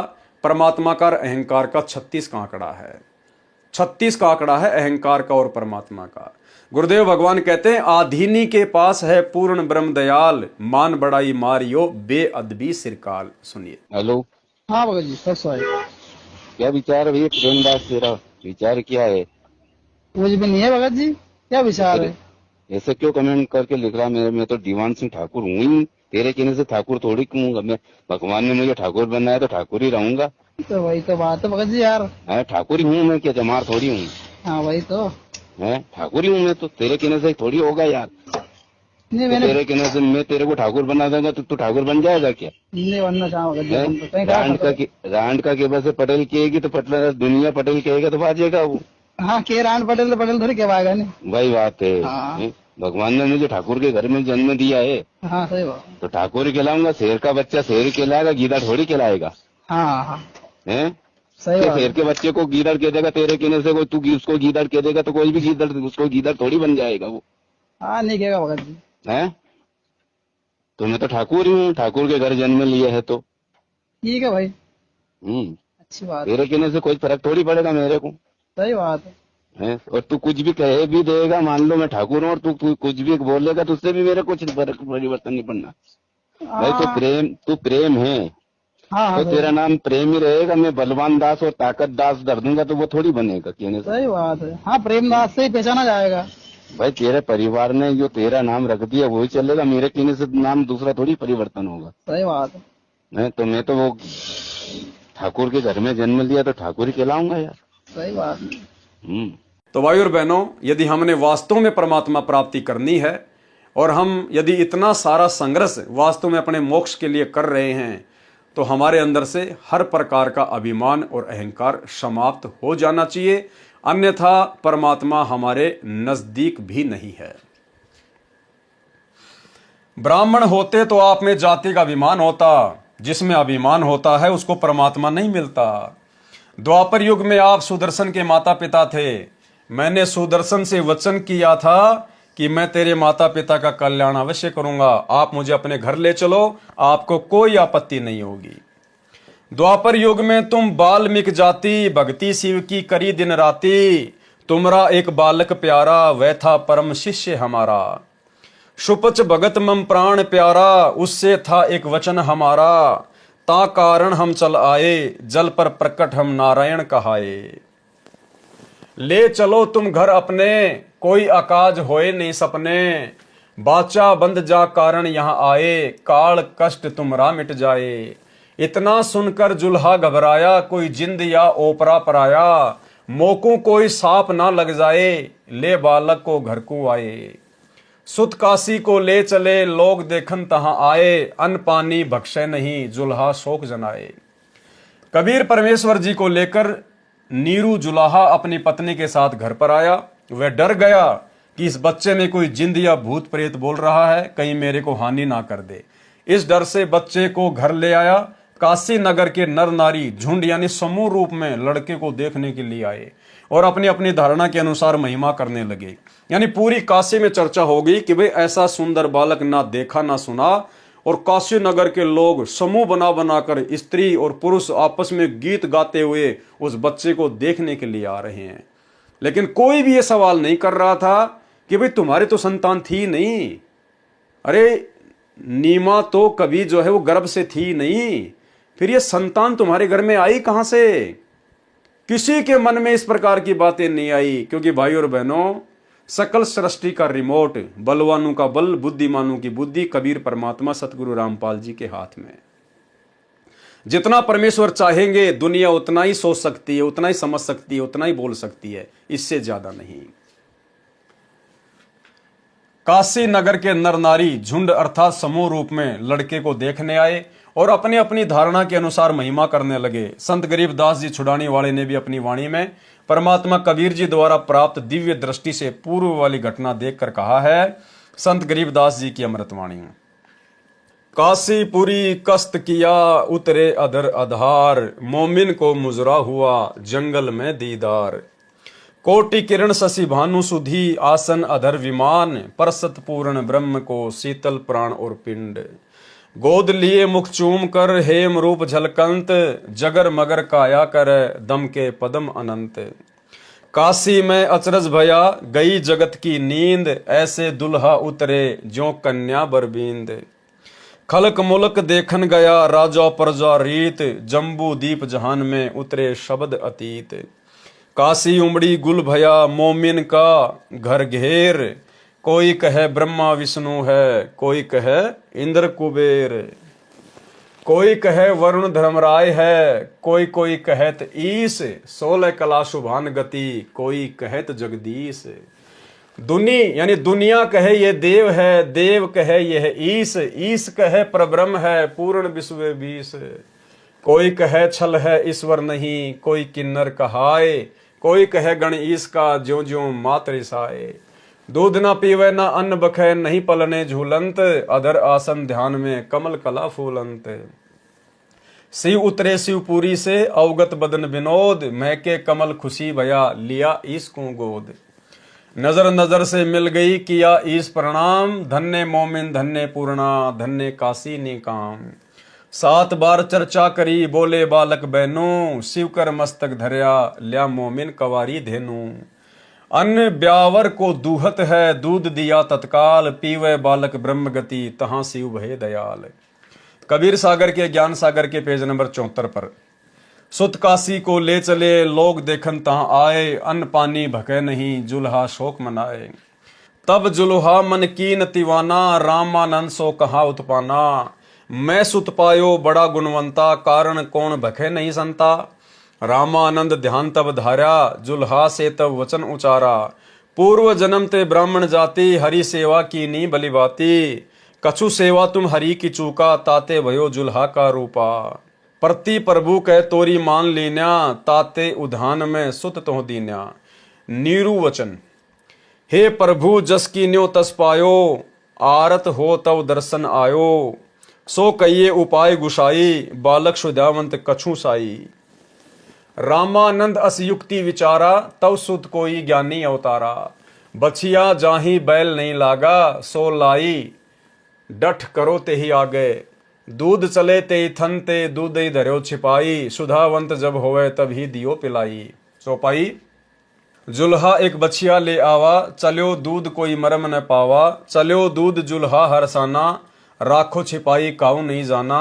पीवत दूध बाल कबीरा, खेलत संतों संग जो मत धीरा। ज्ञान सागर पेज नंबर 73 पर चौपाई भगवान शंकर तथा कबीर बालक की चर्चा। नोट यह प्रकरण अधूरा लिखा है, फिर भी समझने के लिए मेरे ऊपर कृपया है। परमेश्वर कबीर जी की पहले ये वाणी पढ़ें जो ज्ञान सागर के पेज नंबर 73 पर लिखी है, फिर अंत में सार ज्ञान ये दास रामपाल दास बताएगा। यानी वास्तव में क्या घटना घटी थी, ये सारी जानकारी गुरुदेव भगवान फिर वास्तविक लिखेंगे। चौपाई घर नहीं रहो पुरुष और नारी, मैं शिव सो अस वचन उचारी। आन के बार बदत हो योग, आपन नार करत हो भोग। जो वाणी कोष्टक में लिखी है वे वाणी पहले ज्ञान सागर में नहीं लिखी गई हैं। यानी ये जितने भी कोष्टक लगे हुए हैं जिन जिन वाणियों के आगे, ये पहले ज्ञान सागर में नहीं थी, सतगुरु रामपाल जी परमेश्वर जी ने लिखी हैं। वास्तविक ऐसा भरम जाल फैलाया, परम पुरुष का नाम मिटाया। काशी मरे तो जन्म न होई, स्वर्ग में बास तास का सोई। मगहर मरे सो गधा जन्म पावा, काशी मरे तो मोक्ष करावा। और पुनः तुम सब जग ठग राख्या, काशी मरे हो अमर तुम भाख्या। जब शंकर होए तब काला, ब्रह्मांड 21 हो बेहाला। तुम मरो और जन्म उठाओ, औरन को कैसे अमर कराओ। सुनो शंकर एक बात हमारी, एक मंगाओ धेनु कंवारी। साथ कोरा घट मंगवाओ, बछिया के पीठ हाथ फिराओ। दूध चलेगा थनते भाई, रुक जाएगा बर्तन भर जाई। सुनो बात देवी के पूता, यानी हे दुर्गा जी के बेटे, शंकर को कह रहे हैं परमात्मा, सुनो बात देवी के पूता, हम आए जग जगावन सूता, हम इस सोई हुई दुनिया को जगाने के लिए आए हैं। पूर्ण पुरुष ज्ञान बताऊं, दिव्य मंत्र दे अमर लोक पहुंचाऊं, तब तक नीरू जुल्हा आया, रामानंद ने जो समझाया। रामानंद की बात लागी खारी, दूध देवेगी गाय कंवारी। तब शंकर पंडित रूप में बोले, कवारी धनु लाओ तो ले, साथ कोरा घड़ा भी लाना, ताश में धेनु दूधा भराना। तब जुल्हा बछिया और बर्तन लाया, शंकर गाय पीठ हाथ लगाया। दूध दिया बछिया कवारी, पिया कबीर बालक लीलाधारी। नीरू नीमा बहुते हरसाई, पंडित शिव स्तुति गाई। कह शंकर ये बालक नाही, इनकी महिमा कही न जाई। मस्तक रेख देख मैं बोलूं, इनकी समतुल काहे को तोलूं। ऐसा नक्षत्र देखा नाही, घूम लिया मैं सब जग ठाही। इतना कहा तब शंकर देवा, कबीर कहें बस कर भेवा। यानी जब शंकर ने इतनी बातें बोली तो कबीर परमेश्वर ने कहा कि बस रहने दे, अब ज्यादा महिमा और ना कर।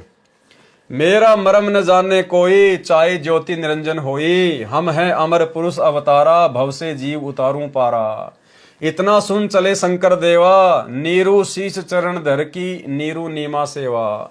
हे स्वामी मम भिक्षा लीजे, सब अपराध क्षमा कीजे।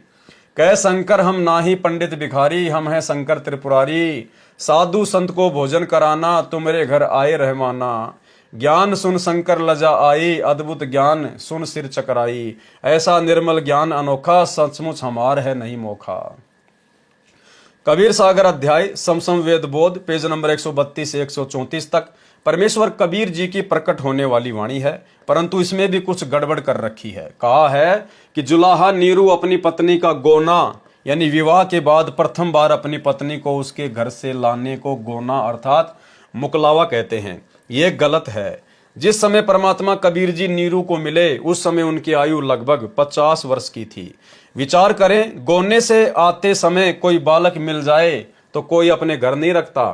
वह पहले गांव तथा सरकार को बताता है, फिर उसको किसी निसंतान को दिया जाता है, यदि कोई लेना चाहे तो, नहीं तो राजा उसको बाल गृह में रखता है या अनाथ आलय में छोड़ते हैं। नीमा ने तो बच्चे को छोड़ना ही नहीं चाहा था। फिर भी जो सच्चाई वह है ही, हमने परमात्मा पाना है। उसको कैसे पाया जाता है, वह विधि सत्य है तो मोक्ष संभव है। ज्ञान इसलिए आवश्यक है कि विश्वास बने कि परमात्मा कौन है, कहाँ प्रमाण है, वह चेष्टा की जा रही है। अब केवल बालक कबीर जी ने कंवारी गाय का दूध पिया था, वे वाणी लिखता हूं। सबसम वेद बोध, पेज नंबर 134 से। पंडित निज निज भवन सिधारा, बिन भोजन बीते बहुबारा। बालक रूप तासु ग्रह रहेता, खान पान नाही कुछ गहते। जुलाहा तब मन में दुख पाई, भोजन करो कबीर गोसाई। जुलाहा जुलाही दुखित निहारी, तब हम तिनते वचन उचारी। कंवारी एक बछिया ले आओ, कोरा भांडा एक मंगाओ। तत्क्षण जुलाहा चली जाई, गऊ की बछिया कोरी लाई। कोरा भांडा एक गुहाई, भांडा बछिया शीघ्र आई। दो कबीर के सन्मुख आना, बछिया दिशा दृष्टि निजताना। बछिया हेठ सो भांडा धरेहू, ताके थन ही दूध ते भरेहू। दूध हमारे आगे धरही, यही विधि खान पान नित करही। ऊपर लिखी अमृतवाणी कबीर सागर के 3 अध्यायों से है। विचार करें, इससे एक तो ये बात स्पष्ट होती है कि कबीर सागर में मिलावट तथा काट छांट की गई है। दूसरी यह स्पष्ट होती है कि ग्रंथ में मिलावट है। जैसे कबीर सागर में प्रकरण है वह संत गरीबदास जी की वाणी में भी है, तो संत गरीबदास जी द्वारा यथार्थ ज्ञान बताया गया है, इसलिए कबीर सागर के ज्ञान का नाश कर रखा है। अब यह दास रामपाल दास यथार्थ ज्ञान आपके रूबरू कर रहा है। कथा प्रसंग है कि कंवारी गाय के दूध से परमेश्वर कबीर जी की परवरिश हुई थी। यह सत्य है तथा सत्य प्रकरण क्या है, शेष कथा सुनाता हूं। जैसा कि सबसम वेद बोध के पेज नंबर 132 से 134 तक के प्रकरण में वाणी लिखी है, जिनमें दर्शाया गया है कि इस जन्म में नीरू नीमा जन्म से जुलाए थे। यानी कबीर सागर में कांट छांट करके धर्मदास की गुरु गद्दी वालों ने लिख दिया कि नीरू नीमा तो जन्म से ही जुलाहे थे, इससे पहले जन्म में पंडित थे। वास्तविकता यह है कि उस जन्म में भी पंडित थे। जिस जन्म में परमेश्वर काशी में लहर तारा तालाब में कमल के फूल पर मिले थे, और उससे पूर्व जन्म में भी ब्राह्मण थे। उस जन्म में जिसमें परमेश्वर जी लहर तारा तालाब पर मिले थे, उसमें वे ब्राह्मण कुल में जन्मे थे, बाद में जबरन मुसलमान बनाए गए थे। यदि जन्म जात मुसलमान होते तो भगवान शंकर किस लिए प्रकट होते? यानी भाई और बहनों, संकेत किया परमात्मा ने कि ये देवी देवता भी ये जातियों वातियों के चक्कर में पड़े हुए हैं, ये देवी देवता भी हिंदू मुसलमानों के चक्कर में पड़े हुए हैं। या 21 ब्रह्मांड का सारा बखेड़ा है ये, सारा का सारा। क्या कह रहे हैं परमात्मा? यदि नीरू नीमा जन्मजात मुसलमान होते तो भगवान शंकर किस लिए प्रकट होते? अगर नीरू नीमा वास्तव में मुसलमान होते उस जन्म में, तो भगवान शंकर प्रकट नहीं होता। वो तो ब्राह्मणी थी, इसलिए आके प्रकट हो गया। तो ये देवी देवता भी जात पात के चक्कर में पड़े हुए हैं भाई और बहनों। और इसी जात पात के चक्कर में देवताओं के राजा इंद्र ने त्रेता युग में श्री रामचंद्र जी से शंभुक का वध करवा दिया था। शंभुक जो कि नीची जाति में था, नीचे समाज से था, शूद्र समाज से था, और उसने घोर तप करना शुरू कर दिया। उसने घोर तप, ऊपर को पैर करके नीचे को सिर करके घोर तप करना शुरू कर दिया। किस लिए? कि मैं जो है स्वर्ग में जाऊंगा, मैं स्वर्ग में जाऊंगा। अब भाई और बहनों, इंद्र ने सोचा कि अगर ये शूद्र हमारे स्वर्ग में आ गया तो यहां पर हमारी बेइज्जती होगी, और इसको इसकी भक्ति के प्रतिफल में इसको सारी सुविधा देनी पड़ेगी। देवताओं के राजा इंद्र ने नारद से बातचीत करके नीचे भेजा नारद को। नारद ने उल्टी सीधी बातें लगा के, और उसी रामचंद्र जी की नगरी में एक ब्राह्मण के पुत्र की अकाल मृत्यु हो गई। और वो दोष लगा दिया गया शंभु के ऊपर कि राजन, तुम्हारी नगरी में वेदों के विपरीत, शास्त्रों के विपरीत कि जो शूद्र हैं उनको जो है भक्ति करने का अधिकार नहीं, उनको तप करने का अधिकार नहीं। तुम्हारी नगरी में वेद विरुद्ध कार्य हो रहा है, जिस कारण से एक ब्राह्मण के पुत्र की मृत्यु हो गई है। श्री रामचंद्र जी को बहका के, भ्रमित करके और शंभुक का वध करवा दिया। तो भाई और बहनों, ये जाति पाति पूरे 21 ब्रह्मांड में इसी प्रकार से कीचड़ की तरह है। यदि जन्म जात मुसलमान होते तो भगवान शंकर किस लिए प्रकट होते? यानी सतगुरु रामपाल जी भगवान ने संकेत कर दिया कि 21 ब्रह्मांड में सब के सब जीव हैं। सबकी सोच इस काल ने गंदी कर रखी है। सब लोग जाति पाति धर्म के झंझट में उलझे हुए हैं। सवसम वेद बोध पेज नंबर 134 पर लिखा है कि पंडित बालक कबीर का नाम रखने आए। यदि जन्म जात मुसलमान जुलाहा नीरू होता तो ब्राह्मण किस लिए नामांकन करने आते? वास्तविकता यह है कि गौरी शंकर ब्राह्मण को मुसलमान बनाकर नीरू नाम रखा था। काजी और मुल्ला दोनों नामांकन करने आए थे। वास्तविकता अब पढ़े निम्न लेख में। कबीर बालक ने 25 दिन तक कुछ भी आहार नहीं किया, पानी तक नहीं पिया। वेदों में प्रमाण है कि परमात्मा ऊपर के लोक से आकर जब जमीन पर प्रकट होता है, शिशु रूपधारी परमात्मा की परवरिश यानी पोषण कवारी गायों के दूध से होती है। और वो कवारी गायों में दूध कहां से आता है? सत्य लोक से, परमात्मा की शक्ति से। प्रमाण ऋग्वेद मंडल नंबर 9 सूक्त 1 मंत्र 9 में है। जिस समय अमर पुरुष जी शिशु रूप में पृथ्वी के ऊपर प्रकट होते हैं तो उनकी पोषण की लीला कवारी गायों द्वारा होती है। आप जी ने ऊपर यानी कबीर सागर के अध्यायों ज्ञान सागर पृष्ठ 74, कबीर चरित्र बोध पेज नंबर 1794 से 1796 तक अंकित है, तथा सवसम वेद बोध पृष्ठ 134 पर लिखा वर्णन पढ़ा, जो लगभग विक्रमी संवत 1550 यानी सन 1497 में बांधवगढ़ वाले सेठ धनी धर्मदास जी ने लिखा था। यही प्रमाण वेदों में लिखा है। इससे यह भी प्रमाणित होता है कि कबीर जुलाह ही वह पूर्ण परमात्मा है जिसकी महिमा वेदों में लिखी है, और वह परमेश्वर कबीर जी के ऊपर खरी उतरती है। इनके अतिरिक्त विश्व में किसी भी महापुरुष पर या जिनको परमात्मा मानकर पूजा करते हैं श्री रामचंद्र जी तथा श्री कृष्ण चंद्र जी पर वेदों में लिखी पहचान खरी नहीं उतरती। कबीर सागर के उपरोक्त अध्यायों में प्रसंग छोड़ा गया है, कुछ जोड़ा गया है, जिस कारण से परमेश्वर कबीर जी की महिमा संपूर्ण वर्णित नहीं है। चौपाइयों तथा दोहों साखियों में किया वर्णन प्रत्येक व्यक्ति समझ नहीं सकता। उसका विस्तृत ज्ञान आप अध्याय कबीर चरित्र बोध के सारांश में पेज नंबर 517 से 573 में कबीर जी का कलयुग में प्राकाट्य में पढ़ें। अनुराग सागर पवित्र कबीर सागर का तीसरा अध्याय है।